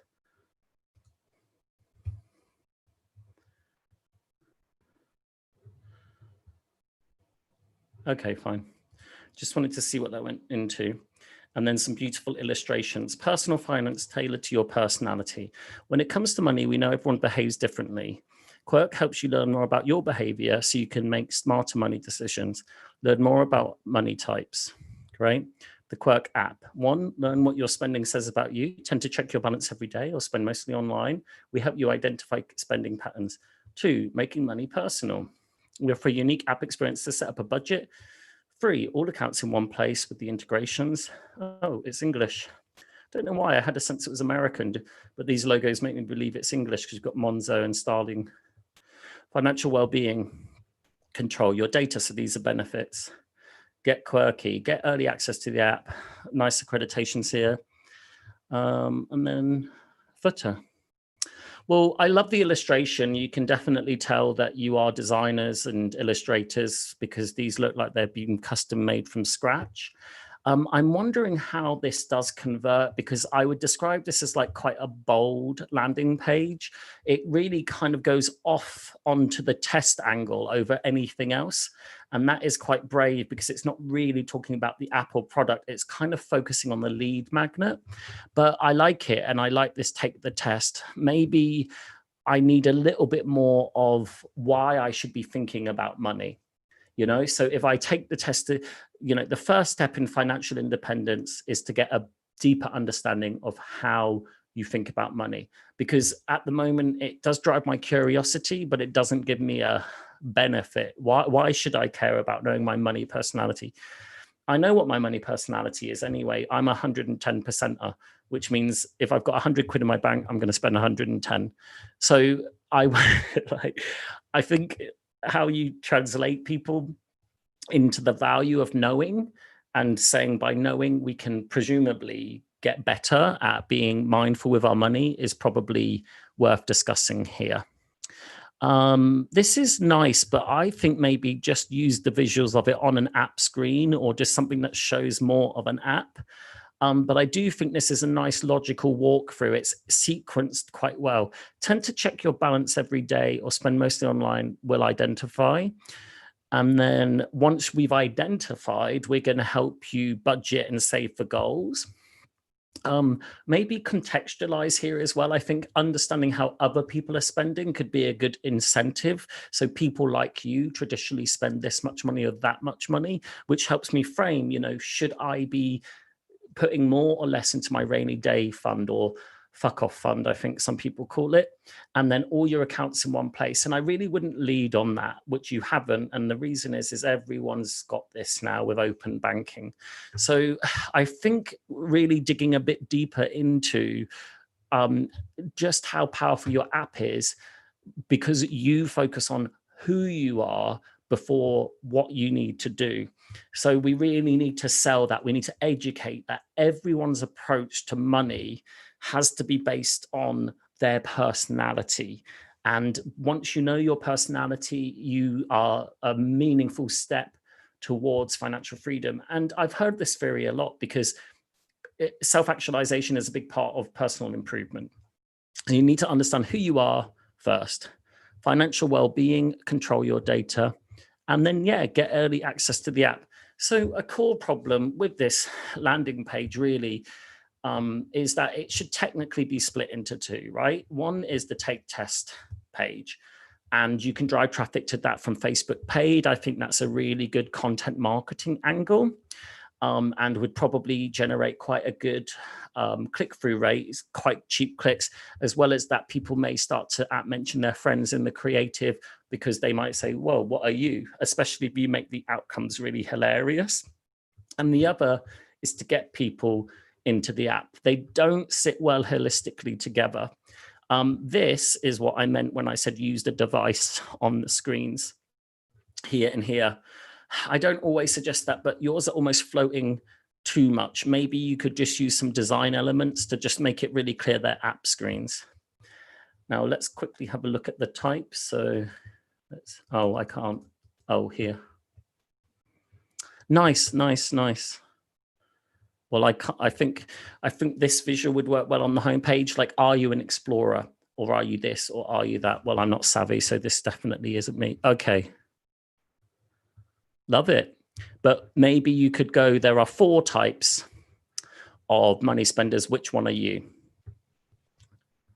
I love it.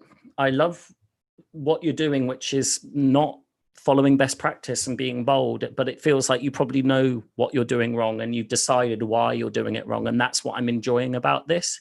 So well done to quirk.money. And, you know, if you want to chat more, just let me know. I will take a call. How do I do that? Who did I say? Oh, it was Robert, right?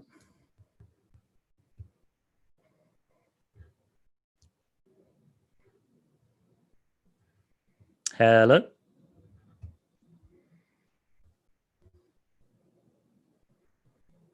Can you hear me?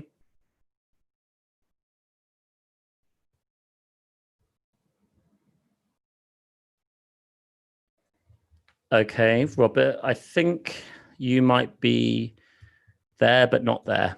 So I'm going to go on to the next. How do I boot you out? You can come back later. Nico.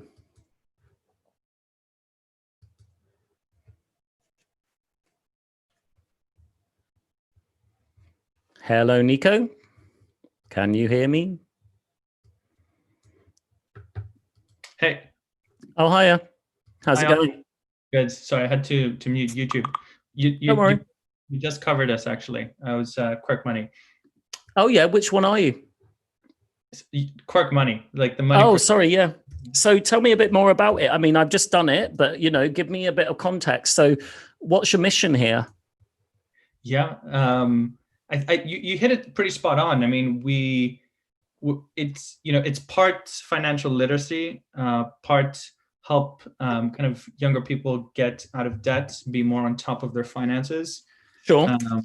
You know, there's a lot of services kind of like Klarna, which is like buy now, pay later schemes. And yeah, it's really put a lot of people in sticky situations, and overdraft fees are ridiculous. And even though you're right, there's like all these open banking apps, there's a lot of pretty good services out there. People are still kind of turned off, you know, from like an engagement point of view.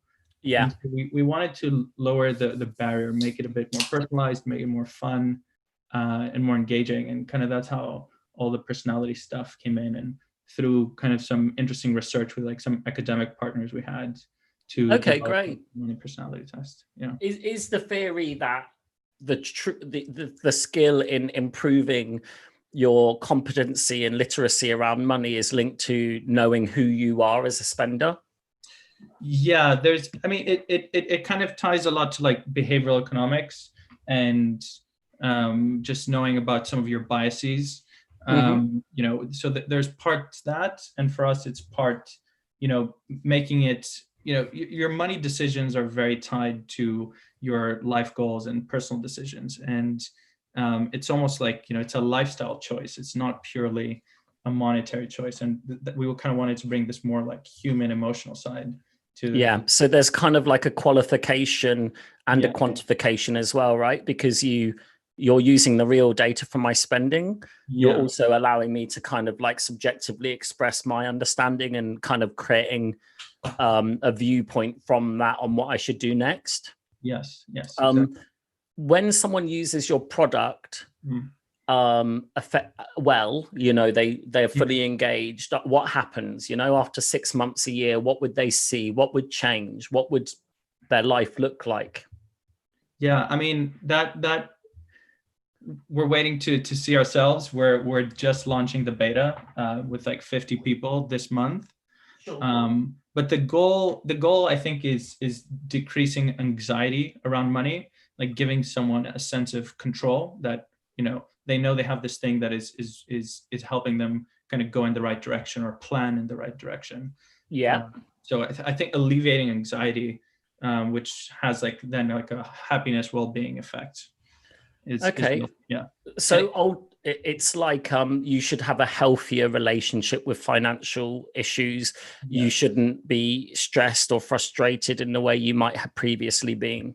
Yeah, exactly. So it's kind of a peacefulness in terms of your relationship with money, a sense of security. Yeah, it's like financial well-being. But that can mean, slightly different things to different people. I think it's such a complicated space in that I know everyone. I mean, I'm 37, but I guess in the kind of Gen Z, let's say like everyone 18 to 28 has a kind of toxic relationship with money, or certainly the majority. And I know that in different cultures, it's quite different as well.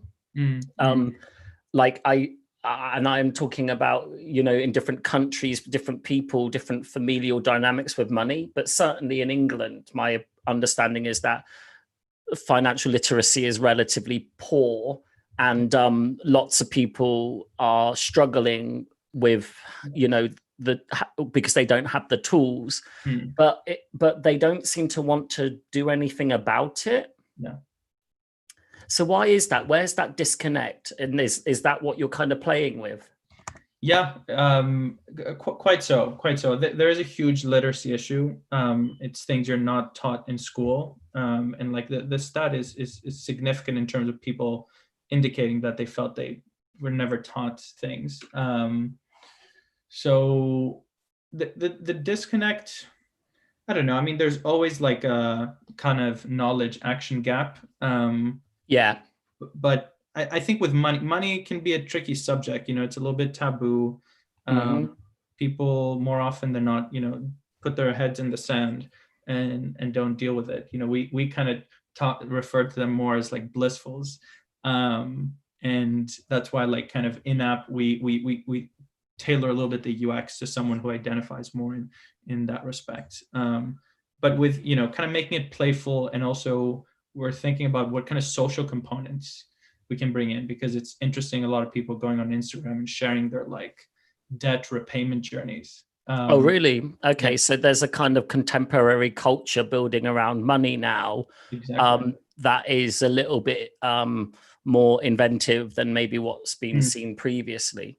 Yes, I think so. But there's an added difficulty that everything is now digital, and like when money is digital, it's less tangible, and your decision making is not the same as when you're handling physical cash. So like there's all sorts of like psychological things happening. But I think bringing down the barrier of engagement and transparency around what others are doing as well is going to help a lot. Just kind of lift the veil off things a little bit.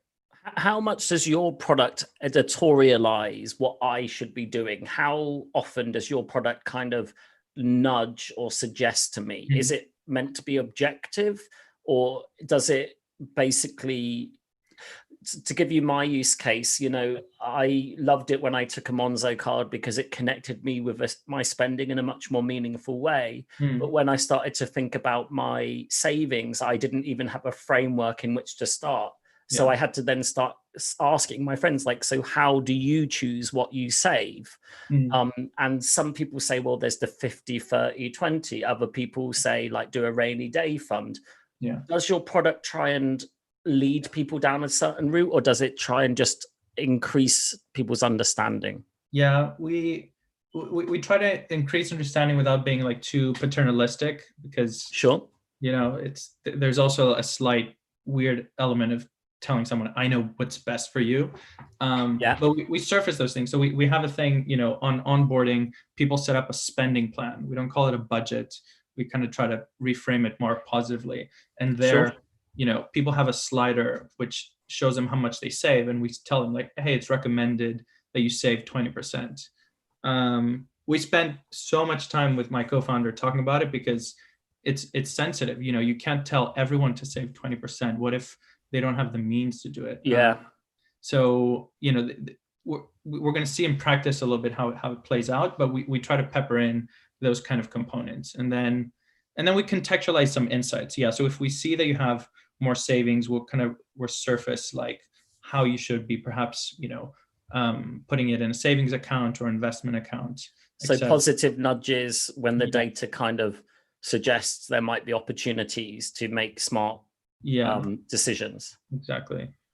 Okay, cool. I really like it. Why did you, last question, why did you split the page into this kind of multiple call to actions, take test versus like sign up? Did you believe once people took the test, they'd be warmed up, or do I actually have to drop my data in the test just to see the results? Yeah, it's a good question. I mean, we just wanted to be able to give value before asking for someone's email. Yeah. And you know, the money personality test has been a great kind of like customer acquisition channel. Like we have been doing Facebook ads, and people love clicking on it, and it's shareable. And so we wanted to highlight that first. We're at a point now where we're considering, because we're getting closer to rolling out the product, to like make it a lot more product focused and put the, you know, join the waiting list as the first thing. But if you do take the test, in the results page, we surface like, oh, there's, you know, the next step from the personality test is now going into the app, and we kind of take it to the next level. But that conversion is not as great as we'd like to. So that's why we might make it predominantly about the app and have the money personality secondary. I feel like advocacy, once you've kind of built rich relationships with your users, is going to be a good source of acquisition if you can demonstrate that you can get people closer to their goals. I had a client who was working in this kind of space, and it was just, you do end up in all of these kind of existential and meta conversations about like what life is about and how that intersects with money. Yeah. And it's kind of like, how do you pass those aside and just kind of get into a point where it's like, this is what they want to achieve. How do we measure that? You know, turning it into product. So I'm not jealous of that bit. I always found that bit really intense, because with most products, you kind of have objectives for the users that you're both signed up to, you and the product creator. Here, it's just hundreds and hundreds of personalized types of approaches and experiences. And very few commonalities. I mean, I like that Monzo gives me a push when I am spending a ton, but I also hate it. You know, and everyone's got a different view on those things. But have you got anything else you want to ask me about anything whilst we're on the line? No, I think we've covered a lot. I really appreciate your feedback. I mean, I don't know if you work with kind of actual sort of apps and product design as well, like if that would be a great place to get some of your feedback in the next couple of weeks. Yeah, I absolutely look through products. So my background, I was a product manager for a good few years, but I'm really interested in the intersect of product and marketing. So, you know, how the app itself and the experiences within it can create opportunities to share. And again, that's a really tough challenge in financial products, but it's definitely worth doing. I love that there is a movement of increasing financial literacy. I listen to podcasts from some young people who are more open about their finances, like having their fuck off fund, and their parents taught them things that I don't think I got, even though I was from, maybe because I was from a relatively privileged background. So my parents didn't bother, you know. I mean, it wasn't that I was rich, but they just didn't bother. Everyone's relationship with money is just so personal. It's so personal, but I feel like the space is wide open when someone nails something that kind of helps people on that personal journey. And it's even worse for women as well. Like they never, you know, a father wouldn't sit down his daughter and tell her about stocks, but a lot more likely to talk to his son. And that has a huge effect in like early 20s, and people feel like they've missed out on things they could have been doing earlier. That's very interesting. So I guess you need to optimize for really understanding those personas, but ultimately not block that from, or use that as a blocker to just trying things as well, right? Yes, precisely. It's, it's a constant balancing act. Yeah. But it's exciting. We've had a good amount of people take the test. I think just this past weekend with the product hunt, we had just over 5,000 people take the test. That's amazing. And it's converted well to like waiting list, and we're going to start kind of rolling it out now. And so we're super stoked. Interestingly, the insights from the test themselves could make great content marketing, because you can start to draw. I don't know if you people enter any personal information that allows you to sort of slice and dice. Yeah. But certainly, like if you had age, you could do it. If you had race or geography, location, you could do it. But also just splitting out the different types. So that in itself could start to create more content, and it can come a bit full circle. Like, this is what we learn and how we're going to apply what we learn through helping people actualize into our product. Yeah. Cool. Right. Yeah.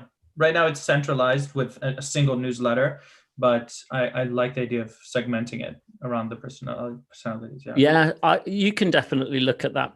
All right. Well, thanks so much for calling in. I'm going to go back to roasting all night. But yeah, stay in touch. All right. Yeah, I'll see you on Twitter. Thanks. Bye-bye. Bye. Okay, let's go to another one. I am going to hit refresh. You know what? I should be dead by now. It's 2 hours. I did do some jumping jacks, so that helps. Let's keep going. Oh, let's go right to the bottom. Makisu.co. Hey, Oliver, launched yesterday. Glad to see you're doing. Oh, I've lost him or her. I'm going to do a control find.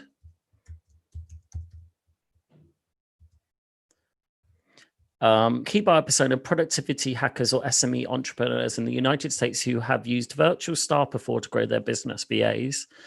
These people have probably read about Tim Ferriss's book, The 4-Hour Work Week. Interesting. That's quite a nice way of capturing a persona, is talk about what they might have read or a course they might have attended and understand how task delegation works. Secondary persona, not going to read it. The reason I'm not going to read it is, let's do one. You've just launched, so you only need to think about your primary persona, the most obvious one, your sweet spot persona. 10 times your work efficiency by sending us your repetitive virtual tasks. Do you mean your repetitive tasks and we're virtual? Because I don't know what a virtual task is. But anyway, Makisu's team of experienced virtual assistants are here to help you eliminate your busy work. Sign up. And there's a picture of someone looking at busy work. We're on a mission to liberate your time. Outsource your tasks to our upskilled team of virtual assistants. We train our staff in specific flows that still require human intervention.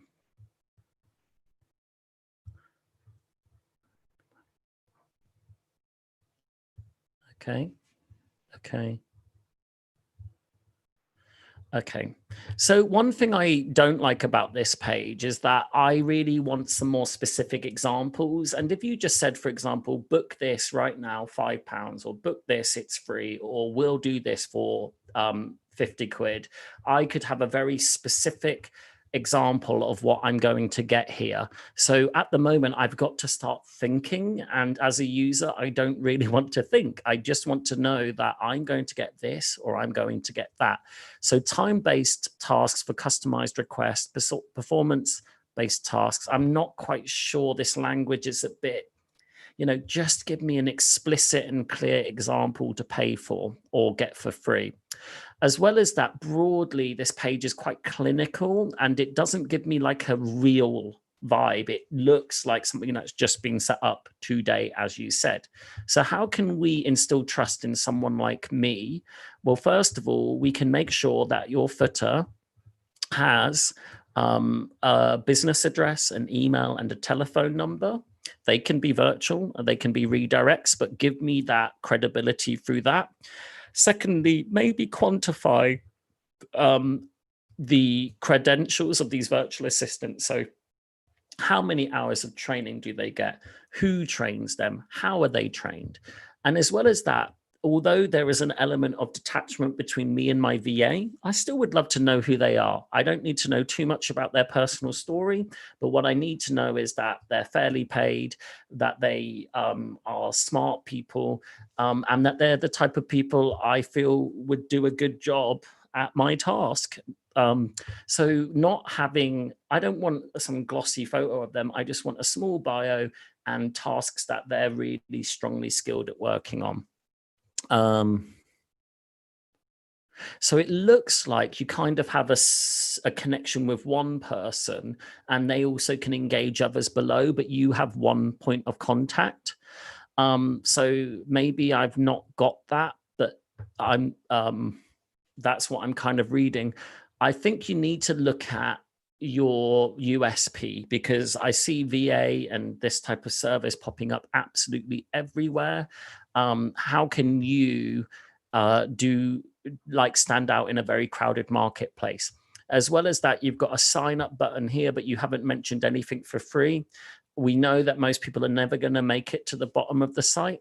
So how can we make sure that the language that converts at the bottom is at the top two, driving conversion through to your website, into your flow even? So it's nice, but it just has a very generic, unspecific feel to it. And that just giving it that richness, that explicitness, that specificity will really help elevate it. The images themselves are not really adding anything. They're not taking anything away, but is there a way you could illustrate a back and forth with your VA? Like, hi, John, I would really like you to make this image. Here you go, Peter, 5 minutes later. Or, a Trello board with a list of examples of the types of tasks you can do. So that's what I would consider for this landing page. And thank you for submitting it, and good luck, because it's brand new. Well, good luck to everyone, not just new people. Now, let's see if there's any other people here. Is anyone still here? Because it does say there's some people, but I'm exhausted and I'm getting no feedback. So please tell me if you're still here. Please hit like. It says there's 17 viewers. I'm going to keep going. I'm going to do one more, then I'm going to take a 5-minute break, and I'm going to keep going. This really is a marathon. I used the word because I thought it would make a good headline. Unfortunately, it's turned into an actual marathon.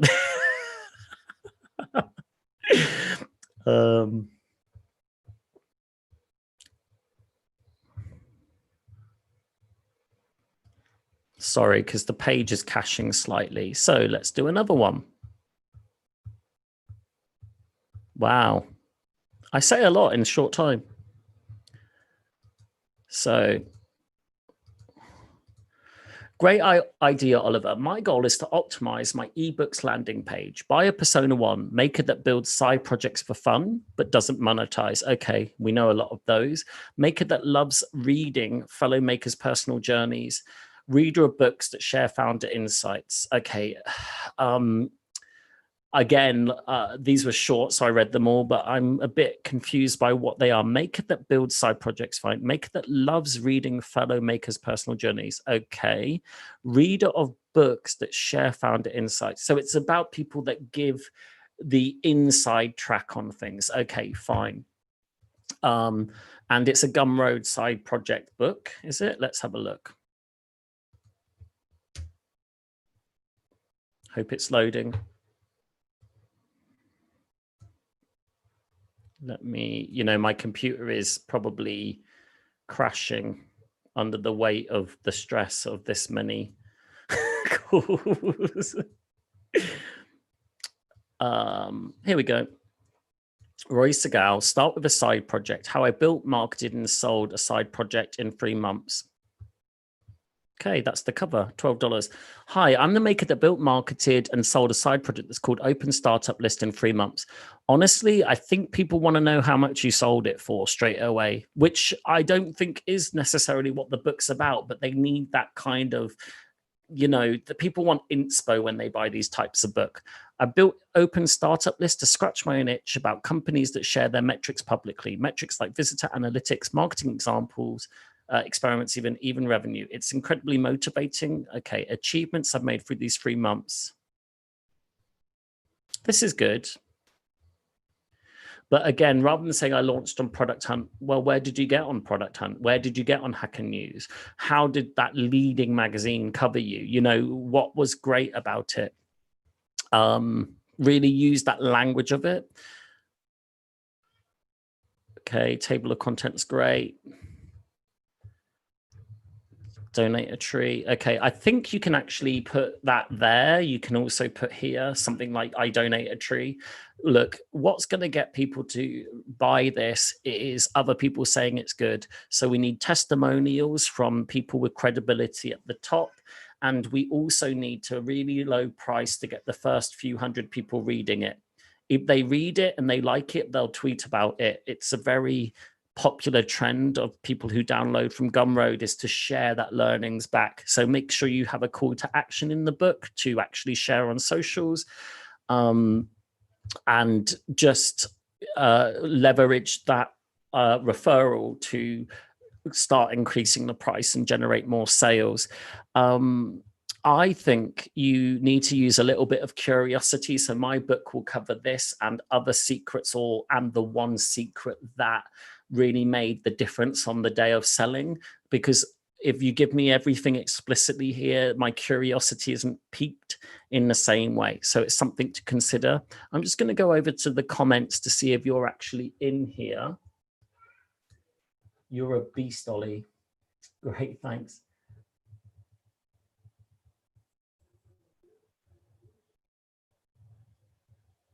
Okay, I don't think you have, but if you are here, you know, just let me know if you want me to explain more.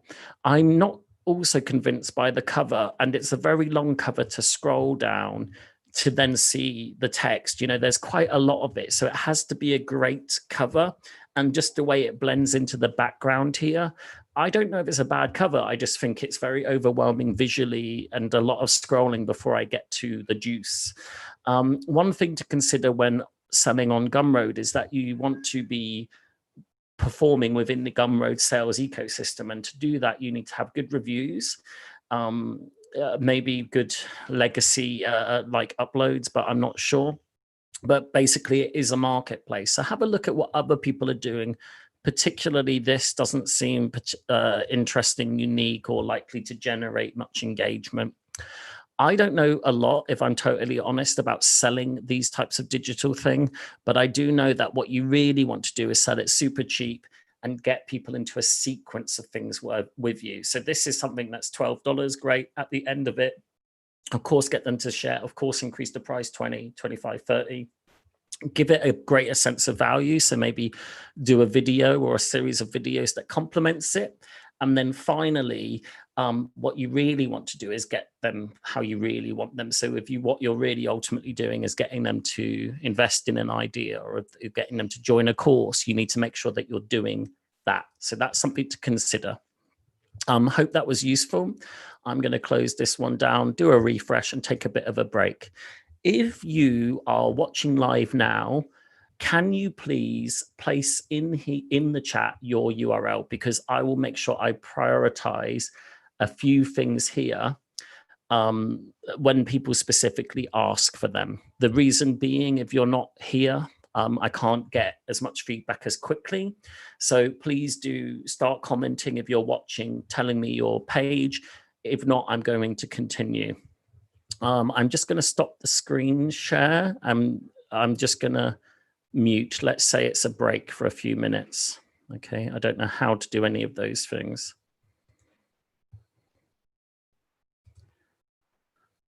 I'll be back.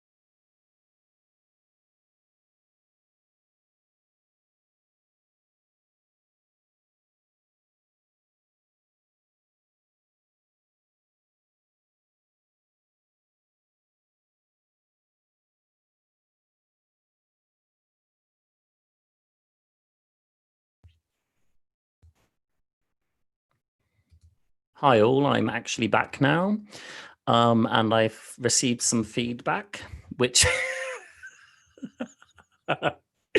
which is all positive, but what I'm going to try and do is just show the tab, but I have no idea how to do it. Desktop, Google Chrome, but it won't let me choose the tab. I'm actually back now. Oh, this is bad. And I've received some feedback. Right, so let's get the video going.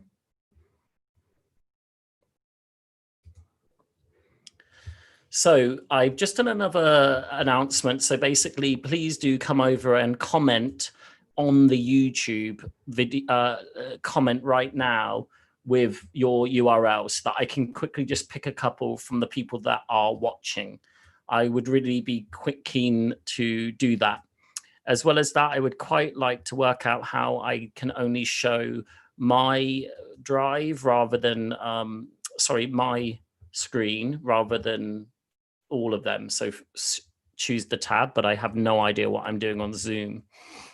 Robert, your link didn't work. Is that correct? I didn't get anything. Let me go back through what we've got here. We've done over 2 hours now of live roasting and conversations, and we're going to continue. Oh, by the way, if you want to buy me a coffee, which I will actually use to buy a beer, that's my link. And thank you again to Indie Hackers for running this in partnership with me. Your support for the community is noted and much appreciated. They didn't pay me to say that. It sounded like they did. Right, let's have a look. Wow, somebody's done a really awesome job at writing this up.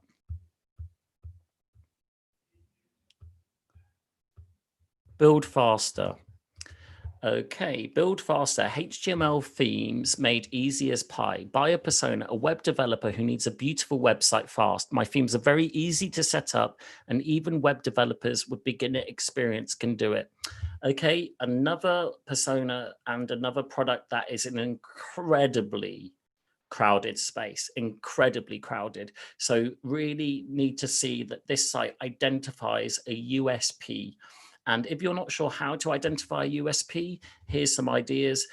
Write down what they would use, why they would use it, what is they value, what friction that site might create.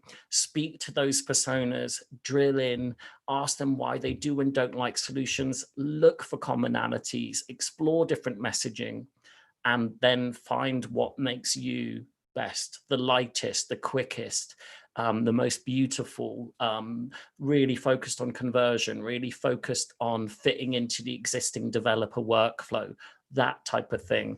So build faster. HTML themes made easier than ever. Use our high quality HTML themes to stand out from the crowd and give your site the design it deserves. Start coding faster. And then we have a video panel, which is a YouTube one, which sort of looks like it's going to play.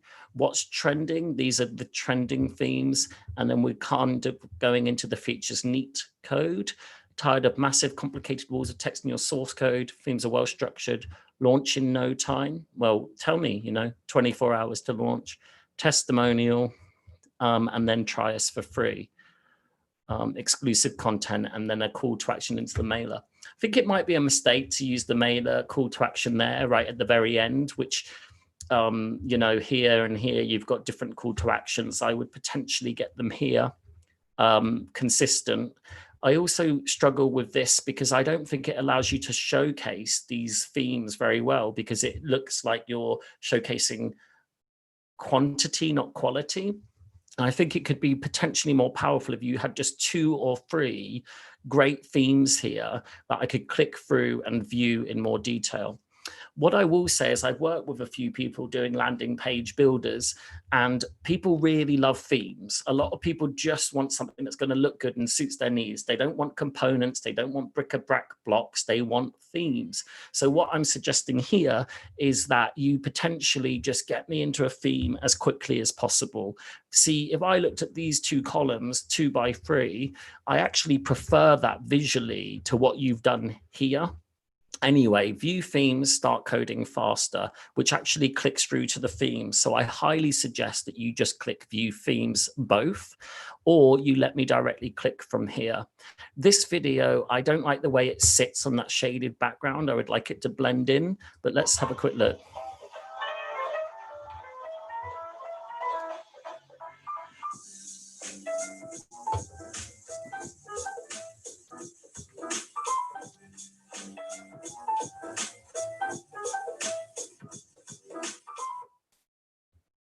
Okay. Okay. I like the energy of the video. That's all I can really say about that without digging into it deeply. I think trending is a great way to get people to say this has some worth because other people like it. And here you've got some pricing preview, but you could also put a trending badge or a good for badge. But again, I'm not feeling your USP anywhere. And I think that is imperative for this type of business. So really think about that. As well as that, if get this testimonial further up, it really looks like clean code is one of what you like. So I know that developer persona really does care about the quality, and that's why sometimes they steer away from landing page builders. Then why don't you make sure, you know, our HTML themes come with the cleanest and most beautifully structured code in the market? You know, who cares if it's true? You're working in that direction, and you can open up conversations with people who can say, well, is that true? And that will push you to be better. So let's talk about that rather than the coding faster. If your testimonials are all focused on faster, do that too. I think the other one does talk about faster, and this might be a good point yet in minutes. This is a good time to talk about conversion with testimonials. Testimonial should be short. Well done, you've done it. Testimonial should be people. Well done. There's pictures there and names. Maybe the job title would help. In this case, I think it's both founders, but as a founder, I'm looking for what other founders think. And testimonials, most importantly, should be consistent with what's said further up the page. And what I mean by that is, do not have a testimonial that says this was really fun to build with, when your USP is nothing to do with how fun something is. So you have used a consistent testimonial up there, let's say a testimonial consistent with the language you've used here. But I feel like the big problem is just, I don't know what's distinct about your business. And when you've decided on what that is, tell me, show me, prove it to me. Don't just start, you know, tell me to start with, but then evidence it, really double down on it. In a moment, I'm going to start doing some roasts of well-known landing pages. So if you have a suggestion, I would love to hear it in the YouTube chat. Let me just double check on the screen share if I can change the tab.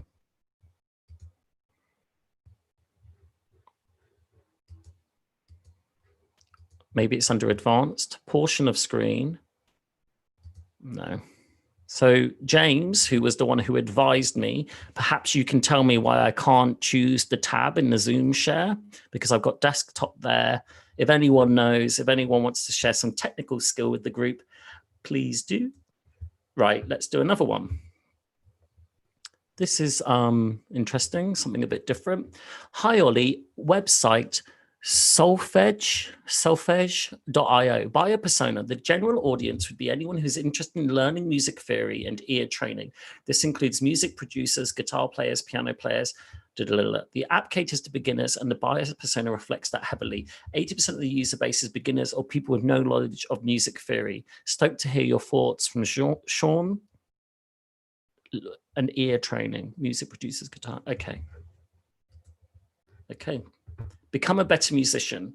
So this is a benefits focused, you know, people want to be better musicians. What makes you a better musician? Is it knowing tempo? Is it doing this? Is it doing that? Is it being better at writing music? Well, in this case, one of them is it's improving your ear training, which my assumption is a bit like a game, but for improving how you listen to music, which I wouldn't know anything about, but that would be what I'm assuming.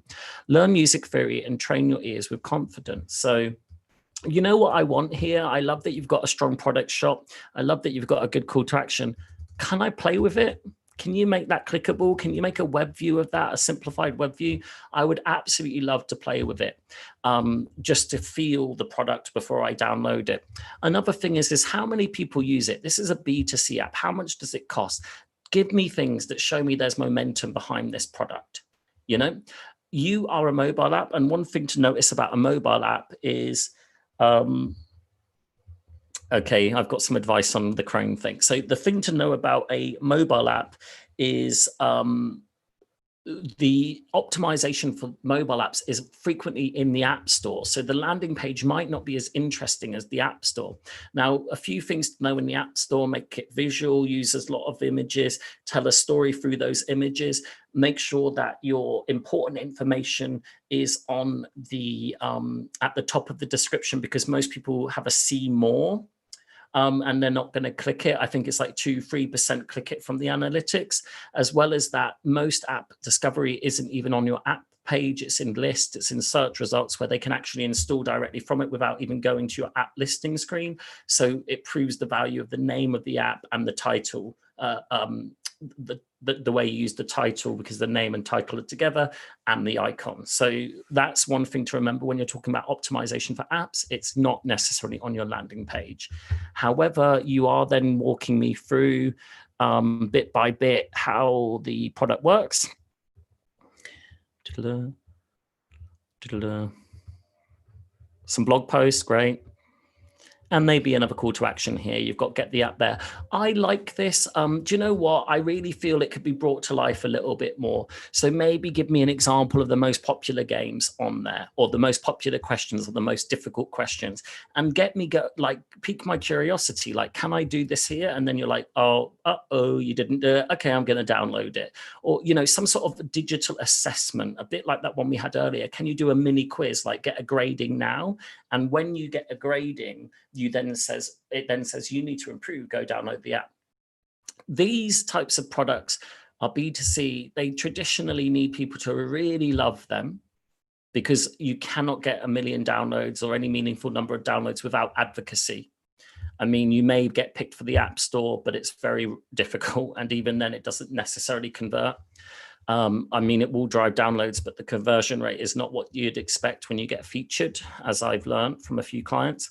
But I noticed that Calm use audio ads that demonstrate, you know, take a moment right now to relax. How about you target this at musicians, and you ask them to play the quiz as almost as part of the app, as part of the video. So you have the 2 videos there. And then what you do afterwards is say 3, 2, 1, here's the answer. And that way you're showing, not telling people about your product. I hope that's useful. I like the little illustrations, which I think are the free illustrations. I think I've seen that pack, but I think it does its job well. But yes, I would like some more interactivity, a bit more show, not tell. Let me try something super futuristic. I'm going to try and share. Great. So you can't see my other tab now, which has got nothing in it, but it's worth knowing. So in amazing news, someone's actually booked a paid roast, which is a much longer roast and includes a phone call from roastmylandingpage.com. And you're all welcome to do that. I'm not here to sell, but I do really appreciate it. Oh no, that's one of my existing clients.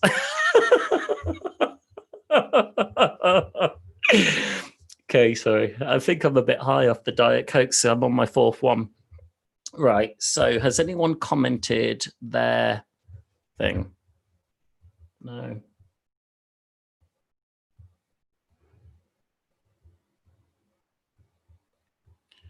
Okay, so the recommendation from James is let's open that in a tab, not in a tab in a new window.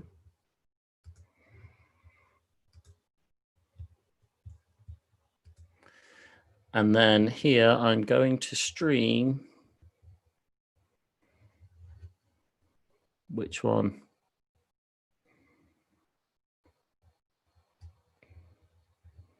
This. There we go. So tell me if you see my buy me a coffee link. I'm not using that as another opportunity to sell, but I just want to make sure you're looking at the correct screen now. That way I can look at the YouTube things without it all going to shit. So just looking at the questions, can you see this message? Yes, I saw yours on his stream, but didn't see mine on his stream. No idea what you're talking about. He said your link didn't work. Why? Okay, can you guys just re-ask me what you're saying here? Ask again, because I'm not quite sure what's going on. Meanwhile, I will continue to go through, and it looks like there's an individual called Robert Balazai who is really keen. So let's do his by doing this control search.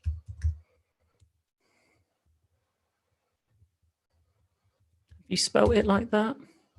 I'm assuming you've got it right. B-A-L-A-Z. Oh, Z. Here you are. That's a great idea and could really use some feedback. I'm building Data Grab, a web scraping service. As main audience, I would say data scientists looking to extract clean web data for statistical analysis, visualization. However, I could definitely see marketing specialists, researchers. Okay, let's start with one. Once you've identified if that first one's going to work for you, you can then make the decision about moving on. But do not try and appeal to everyone at once, splitting your limited time across multiple marketing personas. It is going to be a recipe for poor productivity. So it's a web scraping service for data scientists. So I don't see the word data scientist here, and I would love it to say that immediately. Extract web data for actionable insights. This could not be more vague. This could, like everything here is a buzzword. So what I would really like you to do is think, where is my service amazing? Who is it amazing for? If I met someone in a pub and they told me I do this in data science, say, this is why you need to use my tool. Make that your headline and find at least 100 people like that person you just met in the pub.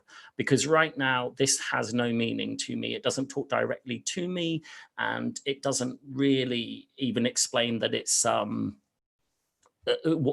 web scraping in the headline. I mean, it does say extract. Join beta. What form does the beta take? You know, how many spaces are left? What's the urgency? Who are you? What are your credentials? Why do I care about you? These are some questions people will have. However, I like this. It's a really simple extract, transform, export, deliver.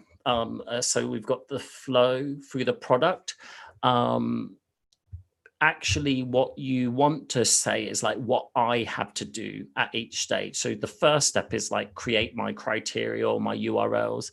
And then at the end, what's happening at the end? So how does it connect into my existing flow of work? This is how the tool works. But what people want to know is, how does the tool intersect with what I want to achieve? How do I go from A to B using your tool? And if you're at enterprise level or you're talking to a specific persona, what do they really care about? Is it the reliability of the extraction? Is it the speed of the extraction? Is it the simplicity? Because those are your USPs here, which are written and based on the persona you choose to focus on first. So look, visual setup. So extract web data visually, or visually set up and extract web data, pagination, detail pages, incremental scraping, dynamic sites. Okay, no testimonials. So you really would want to introduce testimonials. And if you can't find people to use your service, they're not coming to you. Get out there and start adding them to LinkedIn, or even go as far as send them an example of what they could be doing using your tool. So a really vivid example would be like, here's some data I extracted from this site. I wonder if that would be useful for you or your team or your organization. If you're not converting people, or you don't have a backlog of people who are interested in your beta, you have to go the extra mile. You could record them a video to demonstrate what you do. There's lots of different things you can do. I know you are really keen on advice and you're asking, so I hope that was useful. I'm going to keep going, but if you really want more, just keep nudging me later. Oh God, I closed that bloody window. Okay, back to the Indie Hacker screens. I can't be bothered. Quickly, just looking at the comments. No comments. Well, I would really love it if I got some comments.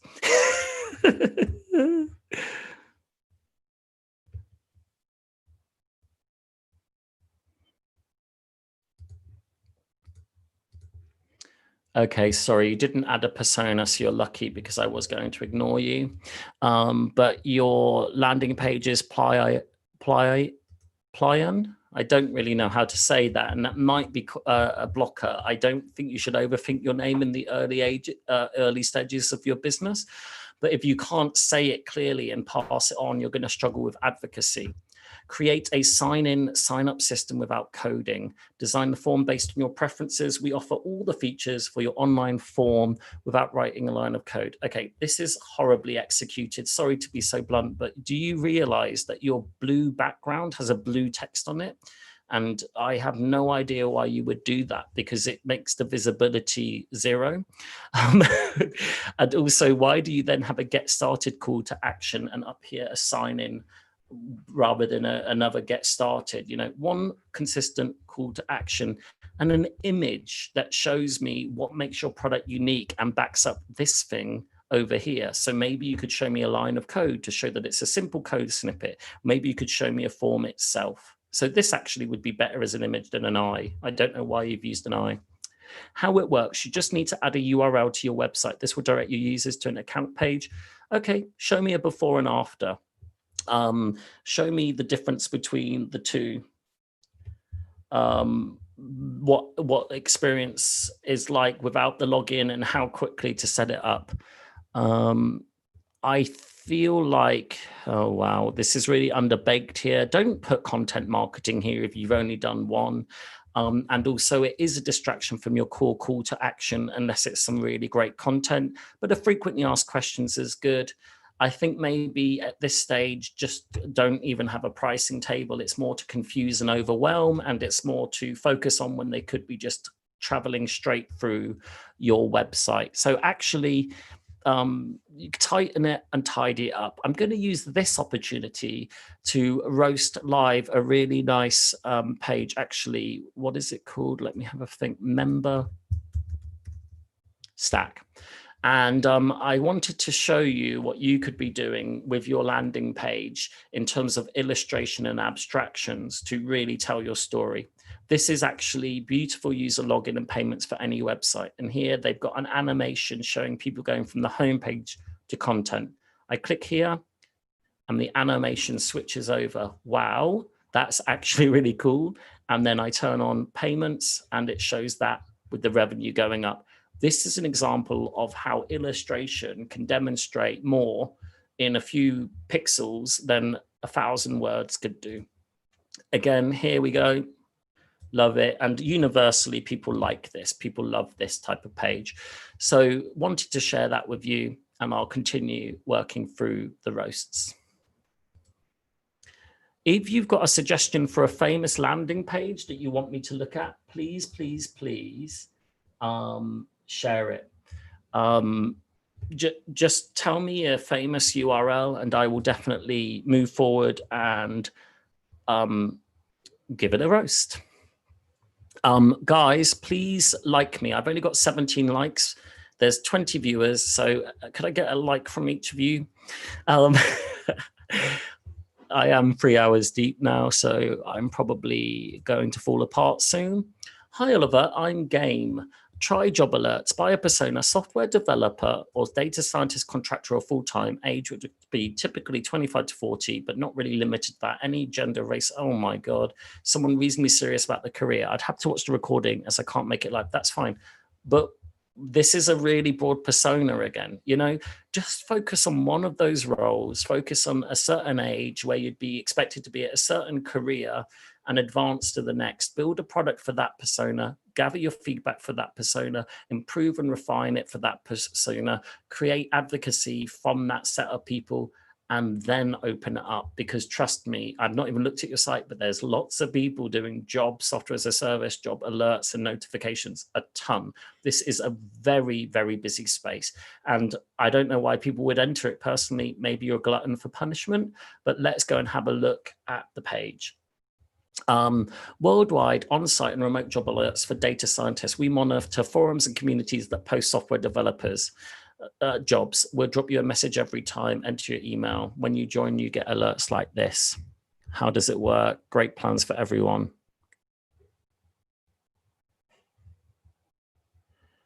Okay. Do you know what? I would just say that job hunters get the email a day earlier. I just think keep it nice and simple to quantify the benefit of paying, rather than sort of you get all this and you get slightly better filters and we'll add a few more jobs in. I mean, how many job opportunities do you really need? Maybe 10, 15. Relevancy is more important. This is quite nice. It actually shows you it shows you how the alert would look, and it could potentially look quite good here. You don't really need this kind of boxing around the typography here. I've always said to people, I'm not a fan of this. I don't know why. I just don't like it. Why do we need to do this? Just write it for one person, or use a comma, software engineers, data scientists, and other technical roles. But really focus on one, like I say, and focus on a certain level. What's the benefit of getting a message first? Why do I care? I'm getting them on Twitter. I'm getting them on LinkedIn. What do you do that's different? What do you do in terms of the alerting service that is special or unique? Tell me that, and I'm more interested. I like that your call to action is bold and strong. I would definitely say unsubscribe at any time, no spam, and maybe detail how many people are currently subscribed. I would also move this call to action probably even above these. Ultimately, just make it really easy. I just think people have so many ways of getting alerted. You're going to have to identify what's great about what you do. Maybe you could focus on the fact that you're going to find jobs that are not listed on all the major job listing boards or on LinkedIn and Indeed, but really are more carefully crafted and curated and shared within communities. And that way you're going to get a higher caliber. I mean, if your focus is really on Hacker News and Reddit and people posting there, maybe just say it more specifically and do a visual. You know, someone posts on Reddit, someone posts on Hacker News, I've got an amazing job, or we're looking for a rock star engineer. And over here, like an arrow, and then the email, and like you at youremail.com. So I can just see that's what you're going to do. Optimize right now for feedback, because a lot of the things I've asked you, you may not know the answer to, like what is unique. So how do we identify what people don't like about the current process, what friction is in it, how we can help them make more money or get more jobs more quickly or find more relevant jobs? And until you start your customer interviews, you're not going to be able to do that. My sense is that you haven't done customer interviews because I just feel like it's not talking to a real pain point. Let's go on to the next one. Actually, I'm going to do a very quick pause.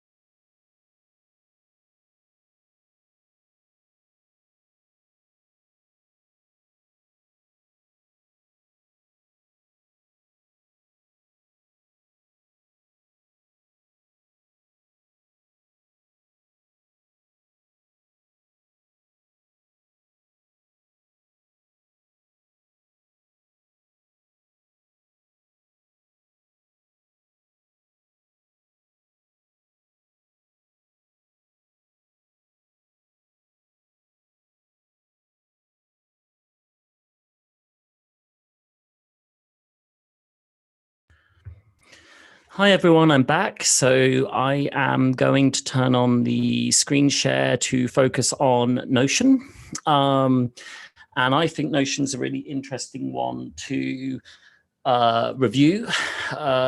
What I would say is, depending on where you are in the life of your startup, you're going to have different types of visitors. So obviously, if you're quite a well-established startup and you've started to build a big customer base, what you will find is you might not have to explain or contextualize as much.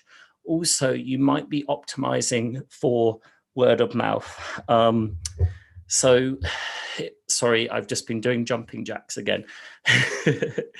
What I mean by that is when you've got word of mouth, you have strong advocacy. Obviously, people are pushing, and that type of traffic really converts. So let's have a look at Notion. So you've got the nice kind of benchmark Notion illustrations. And funnily enough, it looks almost like their landing page itself looks like elements from the product, which is interesting. All in one workspace, one tool for your whole team. Write, plan, and get organized. They're really focusing on the fact that you do not need to use multiple tools. And how they used to illustrate this was that they had a illustration, a visual of a bunch of tools that you can replace with Notion. And it was actually quite smart. I'm surprised they got rid of that, but potentially as they've got bigger, sorry, my video's not on. As they've got bigger, they decided not to have that type of messaging anymore because they need to be seen to play nice with some of these bigger players or existing incumbent companies. So you've got a very clear and obvious sign up window and or opportunity even, and clearly here who it's for.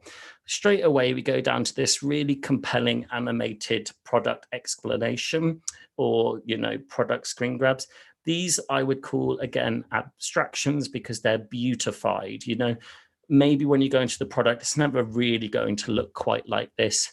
These aren't dissimilar, but they certainly have been filled in beautifully rather than what most people's look like, which is a bunch of rubbish that they quickly dumped into there and slowly might work through or tidy up.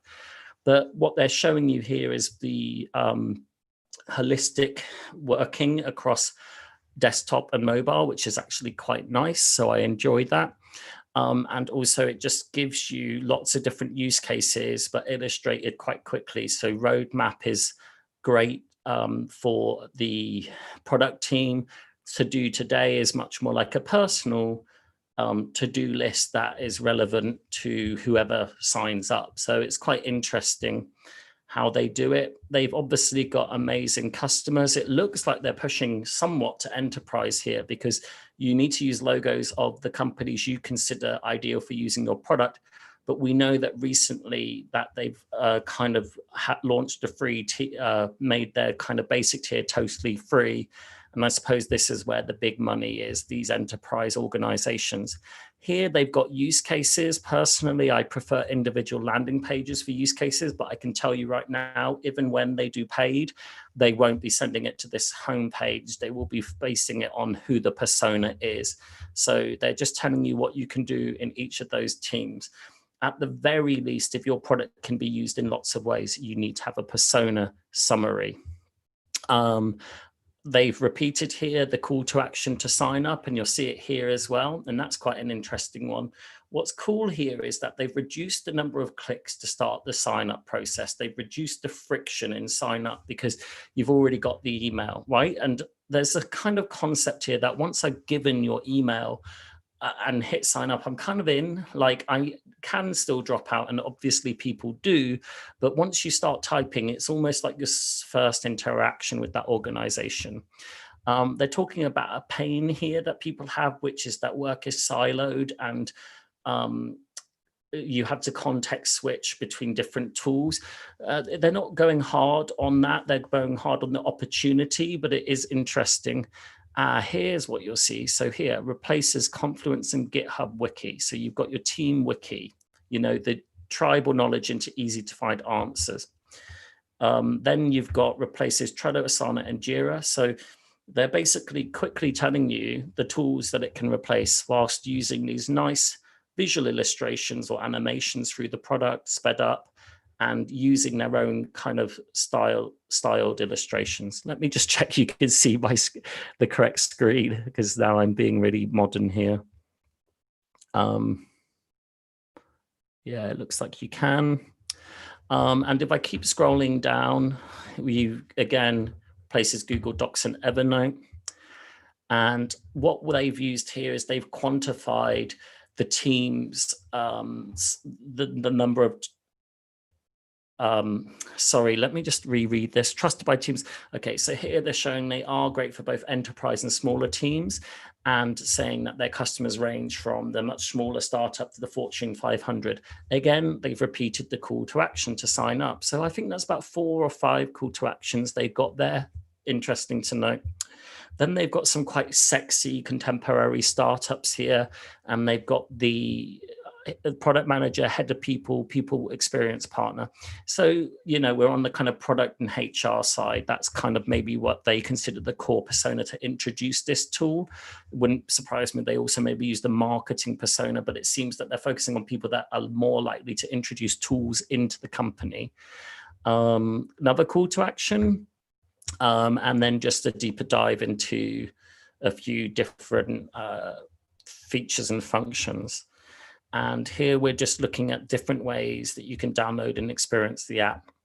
This is a very, very long landing page. I don't know my view on it. Somebody said earlier, you know, I've got a long landing page because I read it works well. And there is some insights I read from somebody, I think it was Hotjar, who compared 2 landing pages. One was super long, one was short, and they found the longer one did really convert. But I think you need to test this, and that's why Hotjar exists. It tests these types of thing. Interesting here, they've done something I really like. They've actually embedded a bunch of tweets into the landing page, or at least their images, because they don't seem clickable. But the point is we believe people who tweet, because, you know, it's not the same as a testimonial quite. I tweet it, I'm putting it out there publicly, it's unsolicited, it feels more authentic. So tweets can be a great way, embedding tweets, to do a testimonial. Surprisingly, they don't have another call to action here, which does surprise me after having so many throughout. It's a really beautifully executed landing page. It positions itself clearly against the other tools and how it combines all of it. It uses these custom illustrations, which you see in and throughout the product videos too. I don't think they're doing anything wildly special or unique here, but it does the job. And I think it would be very fascinating to look through how this page evolved when they were a slightly earlier stage. I think they might start to struggle as they get more enterprise customers who are interested in things like uptime and cost per seat and compliance, how to talk about that stuff, whilst also engaging someone that's likely watching this stream who is a startup founder who really doesn't care, or certainly isn't prioritizing those same issues. So that's my review of Notion. Let me go across to Indie Hackers and pull out another one.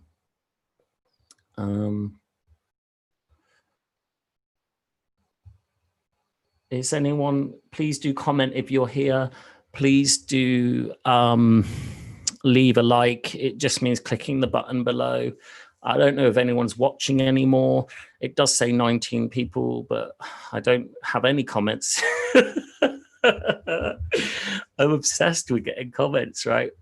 By the way, like I say, if you mention me on Twitter, I'm at Hello It's Olly.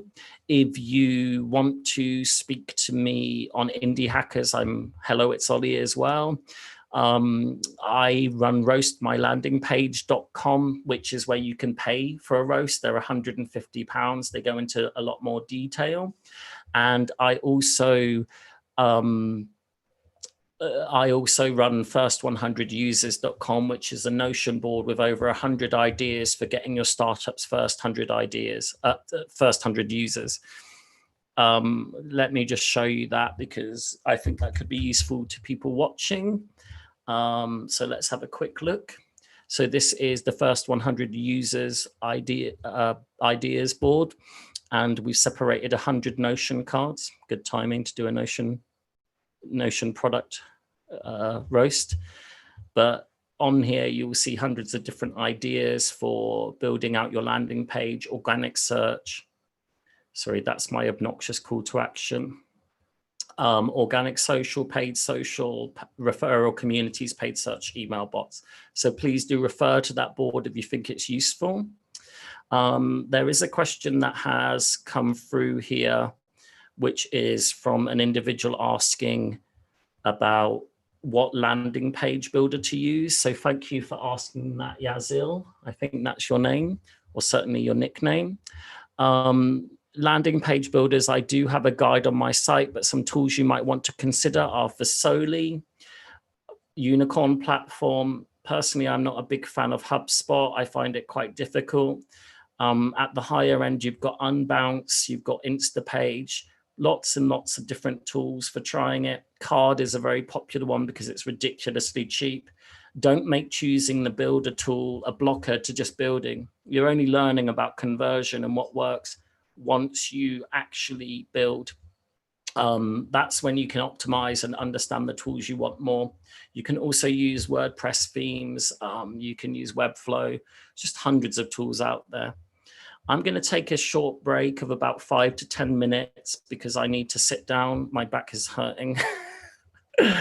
And I am at a standing desk, so I just need to lie down. I will continue, but I'm falling apart.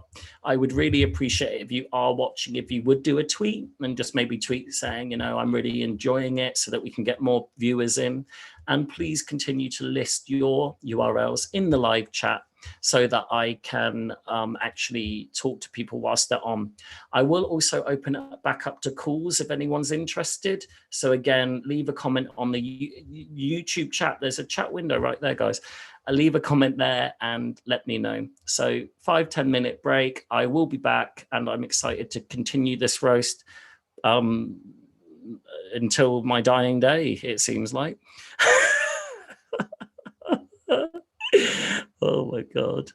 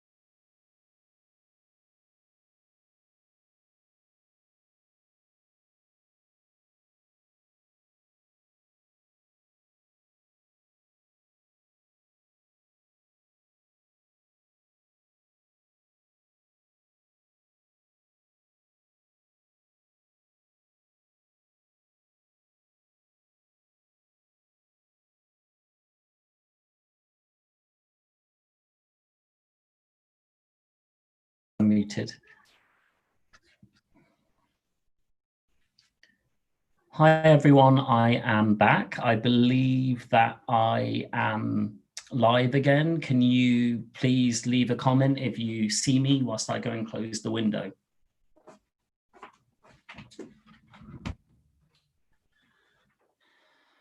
So if you've just joined me, I'm 3 hours deep into live reviews or roasts of indie hacker landing pages. And I'm about to have a breakdown. I love you all, but it has been hard going, I'll be honest. I think the difficulty is staying focused, identifying the opportunities, and trying to articulate them clearly. I've noticed it's harder and harder to do as time goes by. I just want to take a quick minute to thank someone who bought me a beer on the Buy Me a Beer or Buy Me a Coffee link. So if you would like to do that, I would love it. The link is buymeacoffee.com/Olly, O-L-L-Y-M, Olly M, Olly Meekings, that's my name. Don't wear it out. I'll have to get a new one. Sorry, we used to say that when we were younger. So I just had a bit of a lie down to gather and compose my thoughts, and I identified 2 really cool landing pages from comments or tweets, I can't quite remember now, that I wanted to look at. One was interesting to me because the person actually, I was looking at their landing page earlier for one of my clients. So let's kick off with the landing page, Nice Board. So let me just double check you've got that right now, which is here. And if the founder is present, can you let me know? Because I can actually invite you onto my Zoom call right now. So are you there?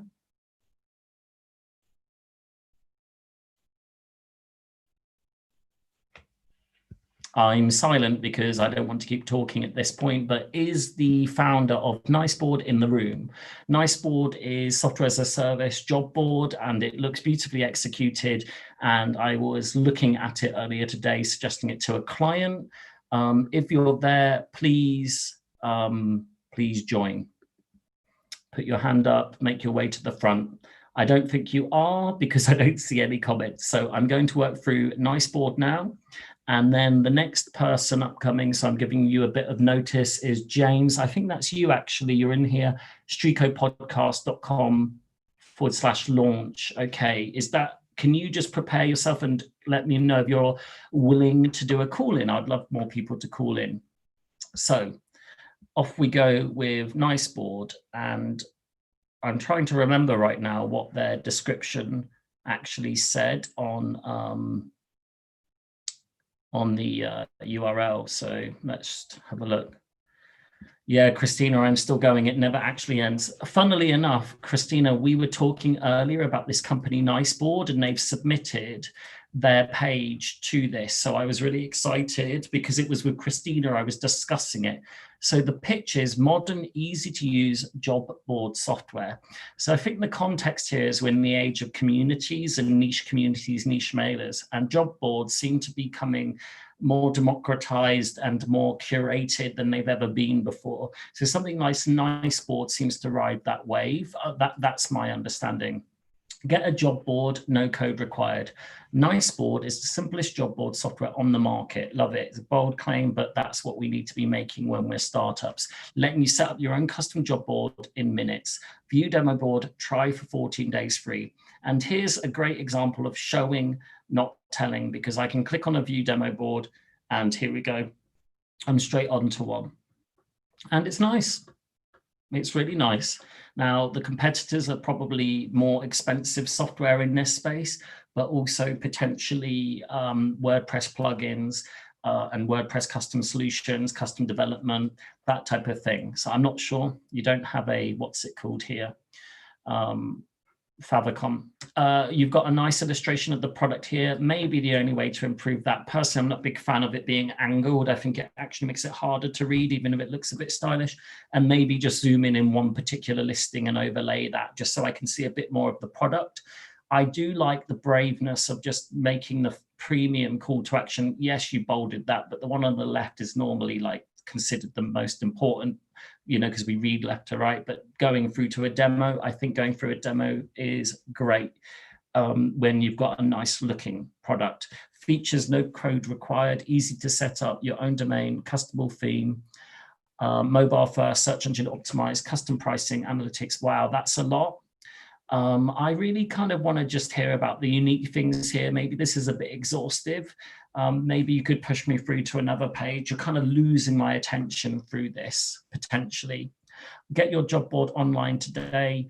Light, Pro, Enterprise, cool. You're using that and it's slightly bigger.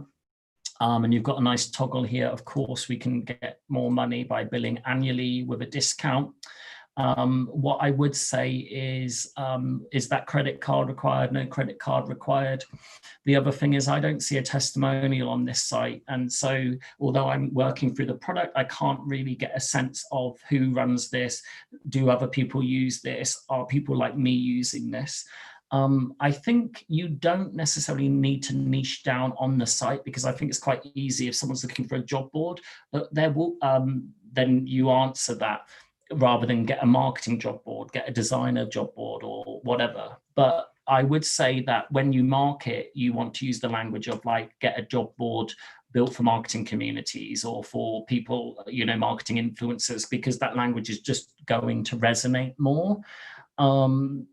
A big source of referral for products like this is actually a link on the page of the person who launches. So I would be looking to give this to as many people for free or 3, 4, 5, 6 months as possible, because referral will ultimately come from people seeing it in the link and being curious and clicking through to you, especially as people who have communities also look for jobs. Lots of them are doing it as a side project. And maybe I'm saying that because I quite like my own job board.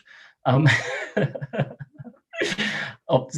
don't know, conversion optimization jobs. Anyway, it's a nice landing page. I think it's a simple landing page.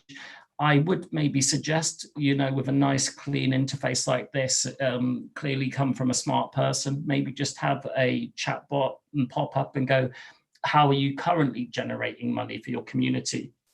I'm assuming that's your core buyer persona. Let's have a look.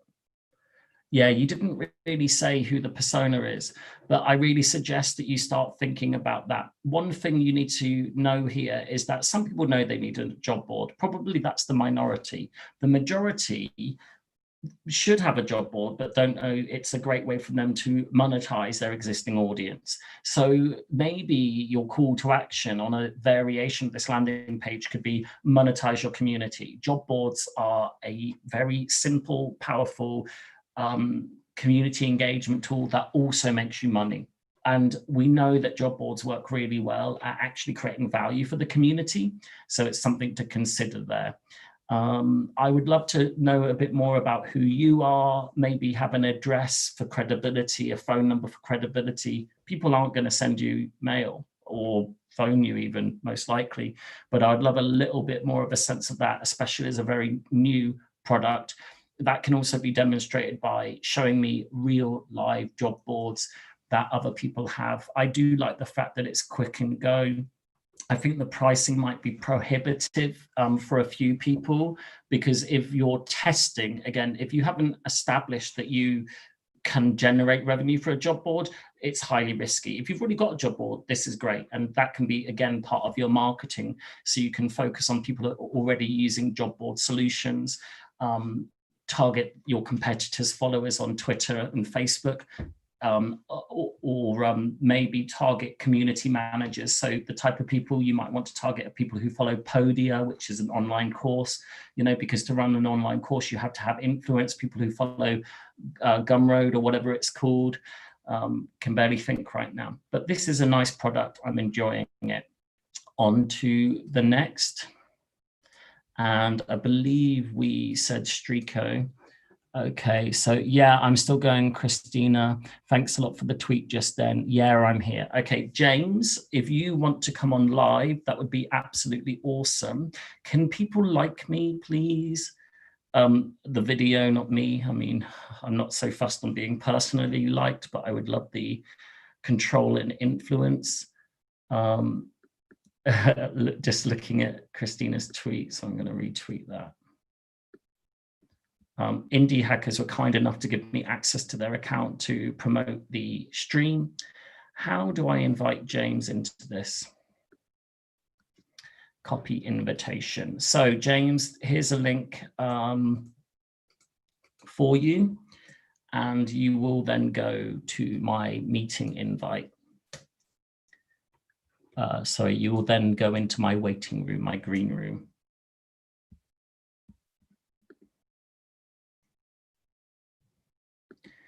I'm actually feeling quite lightheaded, but I just want to give a shout out. I think it was this James that actually gave me the beer. So thank you so much to that James for the beer. We definitely not ever met before. Don't know this guy. Couldn't describe him. I doubt he's got brown hair.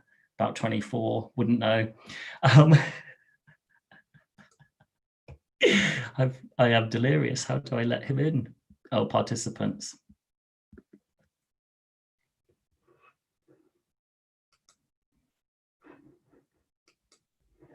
Hello.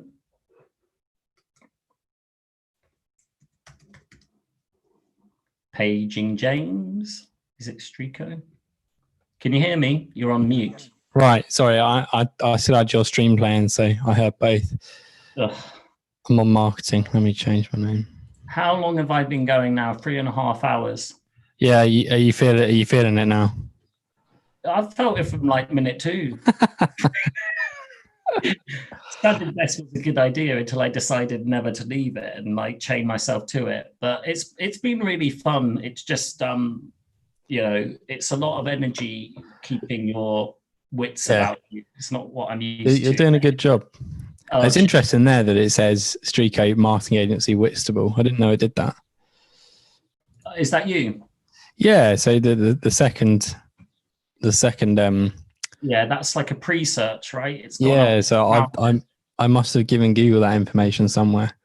Yeah, it's not a bad thing. I mean, I am a marketing agency in Whitstable. So tell me the full URL, because it seemed to be something like /launch. Yeah, so Strico podcast. All one word? Yeah, .com/launch. I've got various different URLs I use for it. This is the Versoli one that I originally built. Oh, nice. So this is built using Versoli, which is a landing page tool made by an indie hacker as well. And let's just do a quick, who are you and what is this? So it looks like you're doing a productized service here. Mm-hmm. And tell me what you're selling. So this is launching a podcast, because there's so many people that want to launch a new podcast but don't really know where to go with it, where to start, what platforms they use, what is their content actually going to be, what's the content going to contain, which kit to buy, how do they get guests on it. So I split it out into various different services in launching it, and then I also do editing. Okay, great. So yeah, you've got these different plans. So you're in this one, I guess you'll record and edit 1 episode here, 2, 4, 8. With you're really upfront about your pricing. Do you have any insight to how it's converting at the moment? Yeah. So interestingly, about 90% of people come through the chat. I've not had anyone yet on the launch plans click on a launch plan and just go with it. The thing is with it, when they're dropping, if you're an indie hacker and you're dropping £200, you want to know a little bit more information about how to launch and what exactly is the process of it. And if you're spending £2,000 and you're a business, again, you want to find out a little bit more about how it all works. You're not just going to put it on your credit card. So for these launch plans, having that drift chat there is fantastic for me. What I have found is people really like the pricing being there, so they've got an anchor when they start chatting to me. I had a chat with someone the other day that said, I love the plans, it's really interesting to see what you offer, can you do one in the middle? And I'm like, yes, of course.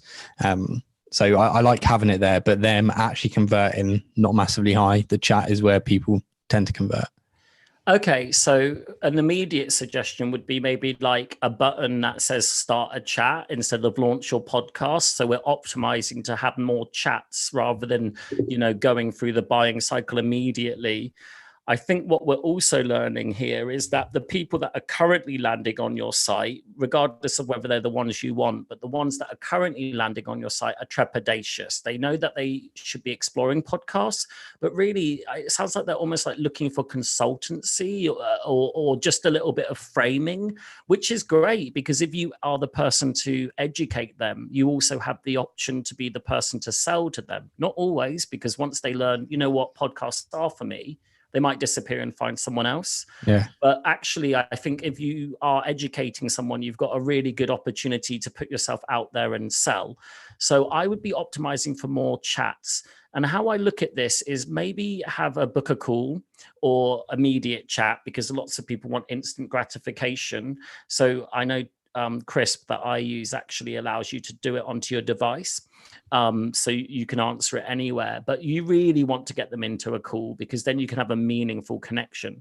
Once your calendar is full, you switch from doing one-on-one calls to doing 1-on-5 calls, like round-table-y type calls or product demos or run-throughs. It also sounds like you might want to start with, where do I start with podcasting? A really cheap or free lead magnet, which is like a one-page how to do become a podcaster, the absolute basics: set up this, that, this, and promote that. And once people are now warmer, then get them into a conversation.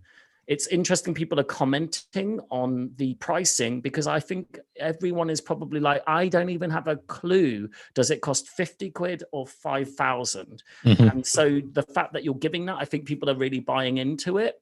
But that just shows that there is a big opportunity here to educate more people, which is part of that buying cycle. They're not going to buy immediately, but if you educate them, you can be the person to sell to them after. I would say 95% of the 90% of the people that come through the chat, I'll end up on a call with. The other 10%, it's just not right at that point. Well, that's fine. I mean, look, 90% from a chat, so let's look at your flow. You've got people on your landing page. They need to then instigate a chat. So we optimize that, which is why I'm suggesting moving that button there. And then we've got people from the chat into a call. And at each stage, you're enriching the relationship and you're increasing your authority. But the truth is that lots of people, I think the real struggle, probably you can confirm this, well, you will be able to confirm this, is like then biting the bullet and actually getting them to sit down and do the first 15 minutes of a podcast. Is that right? Or is that easy to do once you've got them on a call? Yeah, it's easy to do once I've got them on the call. What I find is I need to chat beforehand to see if it's right to even go to a call, because for instance, I had a chat with someone the other day who said, how can you help? How can you help me? And I said, well, I can help you launch the podcast and we can do X, Y, and Z. The plans are here. And they said, okay, yeah, great. But how can you help me? And at that point, if they'd have just booked a call with me, I wouldn't have been able to do anything, because they would have been asking the same question. One of the downsides of these online chat boxes, because we want to reduce friction, right? We want more interactions. We want more people talking to us. However, it allows any old idiot in, right? So sometimes I get some quality, like the quality of the conversations I have with people is just incredibly poor, and you need to know when to just pull out and focus on the next person that comes through. Yeah, I mean, chatbots are super interesting at this level. So I get 50 to 100 people a week to the site. I don't get I probably do 3 or 4 conversations a week on it. Once you start getting higher than that, and you get more and more people, you're going to get more of those shit conversations coming through. And that's where having a filter on it and actually asking questions. I think you do this on Roast My Landing page, where you might actually ask some questions from the chat. But at this scale at the moment, it's useful for me. Yeah, of course. And my view is always like, until your diary is full, you should be like making it easier. When your diary is full, you can make it harder. You can add questions in, you can add filtering. My suggestion, because that sounds like a 1% conversion rate, you know, if you're getting from landing to instigating a chat, we need to introduce the chat lead like everywhere, rather than launch your podcast. Let's say like click here to start an instant chat. We could also embed it in other pages of your website, because I believe you have some content marketing, so that I mean, obviously that is always there, this thing, but you don't have it in other pages on your site. I think you've done a good job of highlighting this, and maybe you could go into some case studies or campaign type angles, which you could then promote. Sorry, I'm gonna sneeze. Okay, it's gone. It didn't want to hang around for a roast. Yeah, I think one thing I would say, and I know you've mentioned this before, is actually playing an example of a podcast, because right now you've only got the video of me talking about it as opposed to what a podcast could sound like. And I know for some of these I have before and after, where they've had on the other service, which is probably more relevant to it, where they were recording it themselves before and it sounds pretty average, but when you add a little bit of editing, a bit more production, it sounds much better. So that's more about like adding a level of professionalism to a quickly growing podcast and giving them the guidance on that, which does make sense to have a separate landing page for. I really like what you're doing. I think you should definitely make the call to action more specific. I just also feel that there's this leap where people stay in the consideration phase for ages with podcasting. They're like, not just in terms of the tool, but like, am I actually going to make this commitment, right, to do podcasting? And anything you can get to like encourage them, even if the first offer is like 50 quid and it's record a 2-minute podcast for 50 quid. And then you just get that tiny podcast, a mini cast or whatever you want to call it, onto Spotify. Because I think that's the point at which people are like, you know what, I can do this. Yeah. I mean, great idea, but the amount it actually takes to get it onto Spotify or the podcast player is way more time than 50 quid's worth. But it's a lead magnet. Also, please don't disagree with the roasts. They are. I'm joking. It's a lead magnet. But tell me about how complicated that process is, because that surprises me. If I want to put my podcast onto one player, how long does that traditionally take? If you wanted to upload a podcast today, you could do it, but it would be shit. The reason I say it takes a lot more than £50 worth is because you've got to think about getting the production good. If you just want to do a 2-minute podcast, Naval does a fantastic 2-minute podcast, but he's got a pre-existing audience. Sure. You've got to think about production. You could record it into your phone, yes. You could get set up on Anchor, yes. I wouldn't recommend using Anchor because they're now owned by Spotify. They actually own your podcast. You don't own it. In which case, you'd need to get set up with a host like Simplecast, Captivate, Transistor, and from that point, your podcast then has to propagate onto the podcasting platforms. How long does that take? iTunes, anywhere from hours to 24 hours to a few days. I think what you could be doing is telling this pain. Maybe what your audience don't know is it's really tough to do it on your own. And what you want to be doing a service for is people who've made their mind up they are going to do it. So they're not considering, but it's how to get the DIYers to pay a bit more money, right? And the way to do that is to educate them that first process is a lot more difficult than you might think, because that way they're not going, what, 200 quid? I can sort this out. And you want to just show them the pain is the frustration of submitting to the services, the cleaning up of the ums and ahs, the creation of the artwork, just to get something that's listenable is quite difficult. I would also, on the other point, Some people won't care if all they need is to get to an aha moment. We always want to get people to that I get it moment quicker. And if that means putting up a fake podcast, right? Even you could have like a Streako podcast, which is like not promoted in any sense. It's in effect a private podcast, but you add new episodes, which are recordings of new customers, and they're just 2 minutes long with you having a chat with them, and they can just play it. Because to me, lots of them will fall in love the moment they can open their Spotify app, find your podcast, click on episode 72 and hear their voice. Good idea. My question would then be, are you serious about podcasting if all you want to do is just hear? I want you to I'm suggesting an experiment here. But what I would say is, the point I'm making is I think I'm a good persona for starting a podcast, but I will never really connect to doing a podcast until I really have that sense of, holy shit, like I'm on Spotify. Now, I get the point you're making, but I'm just saying, like, traditionally with landing pages, we're looking at how to get people to, and product, let's say product, how to get people to the aha moment. And you've got quite a difficult one. It's like, have a chat, plan out what I'm going to do, record it, wait for an edit, approve it, get it on Spotify, listen to it. And only then I think is the real moment where they're like, oh shit, this is awesome. If they've never made a podcast before. Remember, we're talking about people who've never made a podcast before. So traditionally we're looking, how can we contract that? Yeah. I agree. And the interesting thing about this is that this is the launch service that I launched alongside the editing service. Yeah. I've got a lot more interest in the editing service than I have the launch. Now, the editing is fine. It's probably more consistent because you can buy it monthly. But I was scared saying the landing page because I've not actually completed it. Okay, so out of interest though, what are the quality or caliber of the customers that are coming through for the edit? Do they have established audiences? Do they have good artwork? Or could they technically use this service afterwards?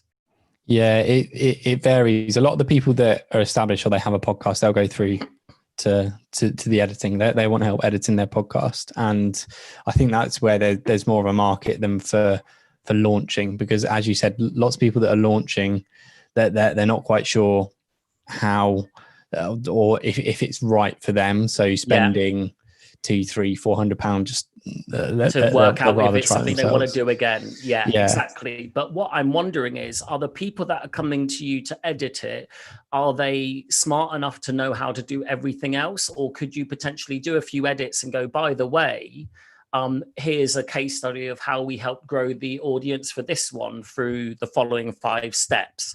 Yeah, so the editing one has plans to that nature, where we have one plan which is just you get the basic edit, which is cutting out the ums and ahs, and then the next one goes into actually publishing it, writing the show notes, and the next one takes on more of a marketing role per episode. I think that would be a good example of where the aha moment, the kind of they get it, is very quick, because they can basically you can just do a before and after audio. You could even include that in the Facebook ad, in the Twitter ads, because you can attach video and audio. I mean, now we can do audio tweets even, but you could basically say, here it is with and without, and just give me a 60-second of both. And the editing hits a real pain point for podcasters, that it takes so much time away from them to do the edit. That I can play on that a lot more than with the launching of pods. Yeah, so I think that's a great look. We're just talking about funnels. We're talking about where people should go through and what they should go through. But I do think even on this, if you do see some organic traffic on it, this podcasting one, just see if moving that chat call to action could help, and continue to experiment with that. But if it seems that edit is a more natural kind of product market fit, put your energy into that, mechanize doing that, and mechanize from there the upsell. If you can blow people away, the upsell is really easy, right? You know, if you can get that edit back in 3 hours and they're expecting it in 3 days, they're going to be really impressed. Yeah, definitely. I've got a question for you, and I think a lot of other indie hackers will have the same thing regarding actually getting people to the site and to their landing pages, because they could have a high converting landing page, but if they're only getting 10 people to the site a week, what's the best way to start getting it? I know you'll cover a lot of it in your first 100 users, but give us a flavor. I'll talk about, look, I'm not really into theory. I'm into like giving people action and experiments. And I basically say to people, start experimenting. There are basically around 15 or 20 channels in which you can acquire users. For example, paid advertising, search engine optimization, posting in communities, engaging influencers, Work through them, look for things that seem to work and double down on them as quickly as possible. As soon as you identify something that works, get better at it and double down rather than try and manage multiple channels at once. It's unrealistic for early stage businesses. Now I'll give you a couple of examples. I have someone in one of my courses who we decided we should try influencer outreach. She outreached to 10 people and 7 of them replied and agreed to do a promotional post in return for a gifting of the product. They didn't even ask for money. And I think because she was a new business owner, because her product was really great and she's passionate, they were happy to do that. Also, there is a theory that influencers, they want to be seen to do promo deals to help them win more promo deals, or collabs, they call them. But what I'm saying here is we were trying a few different things. This one immediately stood out. So she's going to be doing more of it. And we're going to measure and we're going to say, was that an effective use of marketing time and budget? If you want a bunch of experiments to try, go to board.first100users.com. It's got 100 ideas on there. Everyone in the early stages is overwhelmed with what to do. Try some outbound emails. Try some influencer stuff, even try search marketing, paid or organic, but just look for what is a good return on ad spend or good return on investment, and then go hard on it. So for you, I think potentially outbound by finding existing podcasts that are doing well, but have a poor edit, right? So you could basically listen to them and say, you know what, this is letting it down. Might work. Email them and say, hey, I've edited one episode for free and ongoing, I'll do it for 100 quid. Mm-hmm. Yeah. That could be a nice idea. That's a very good idea to get some new people. Anyway, Olly, I appreciate that, mate. Really, really good stuff. Yeah. Nice to meet you. And, don't be a stranger. Maybe get to know each other a bit more. All right. Maybe.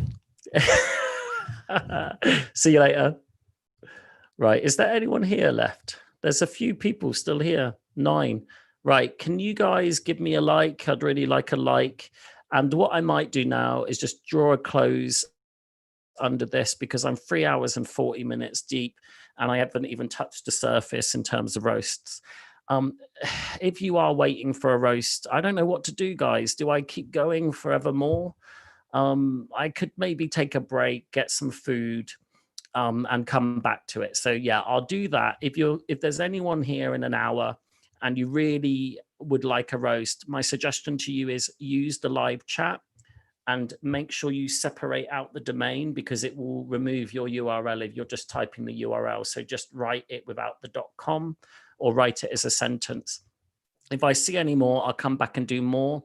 If not, wow, that was a tiring 3 hours and 40 minutes.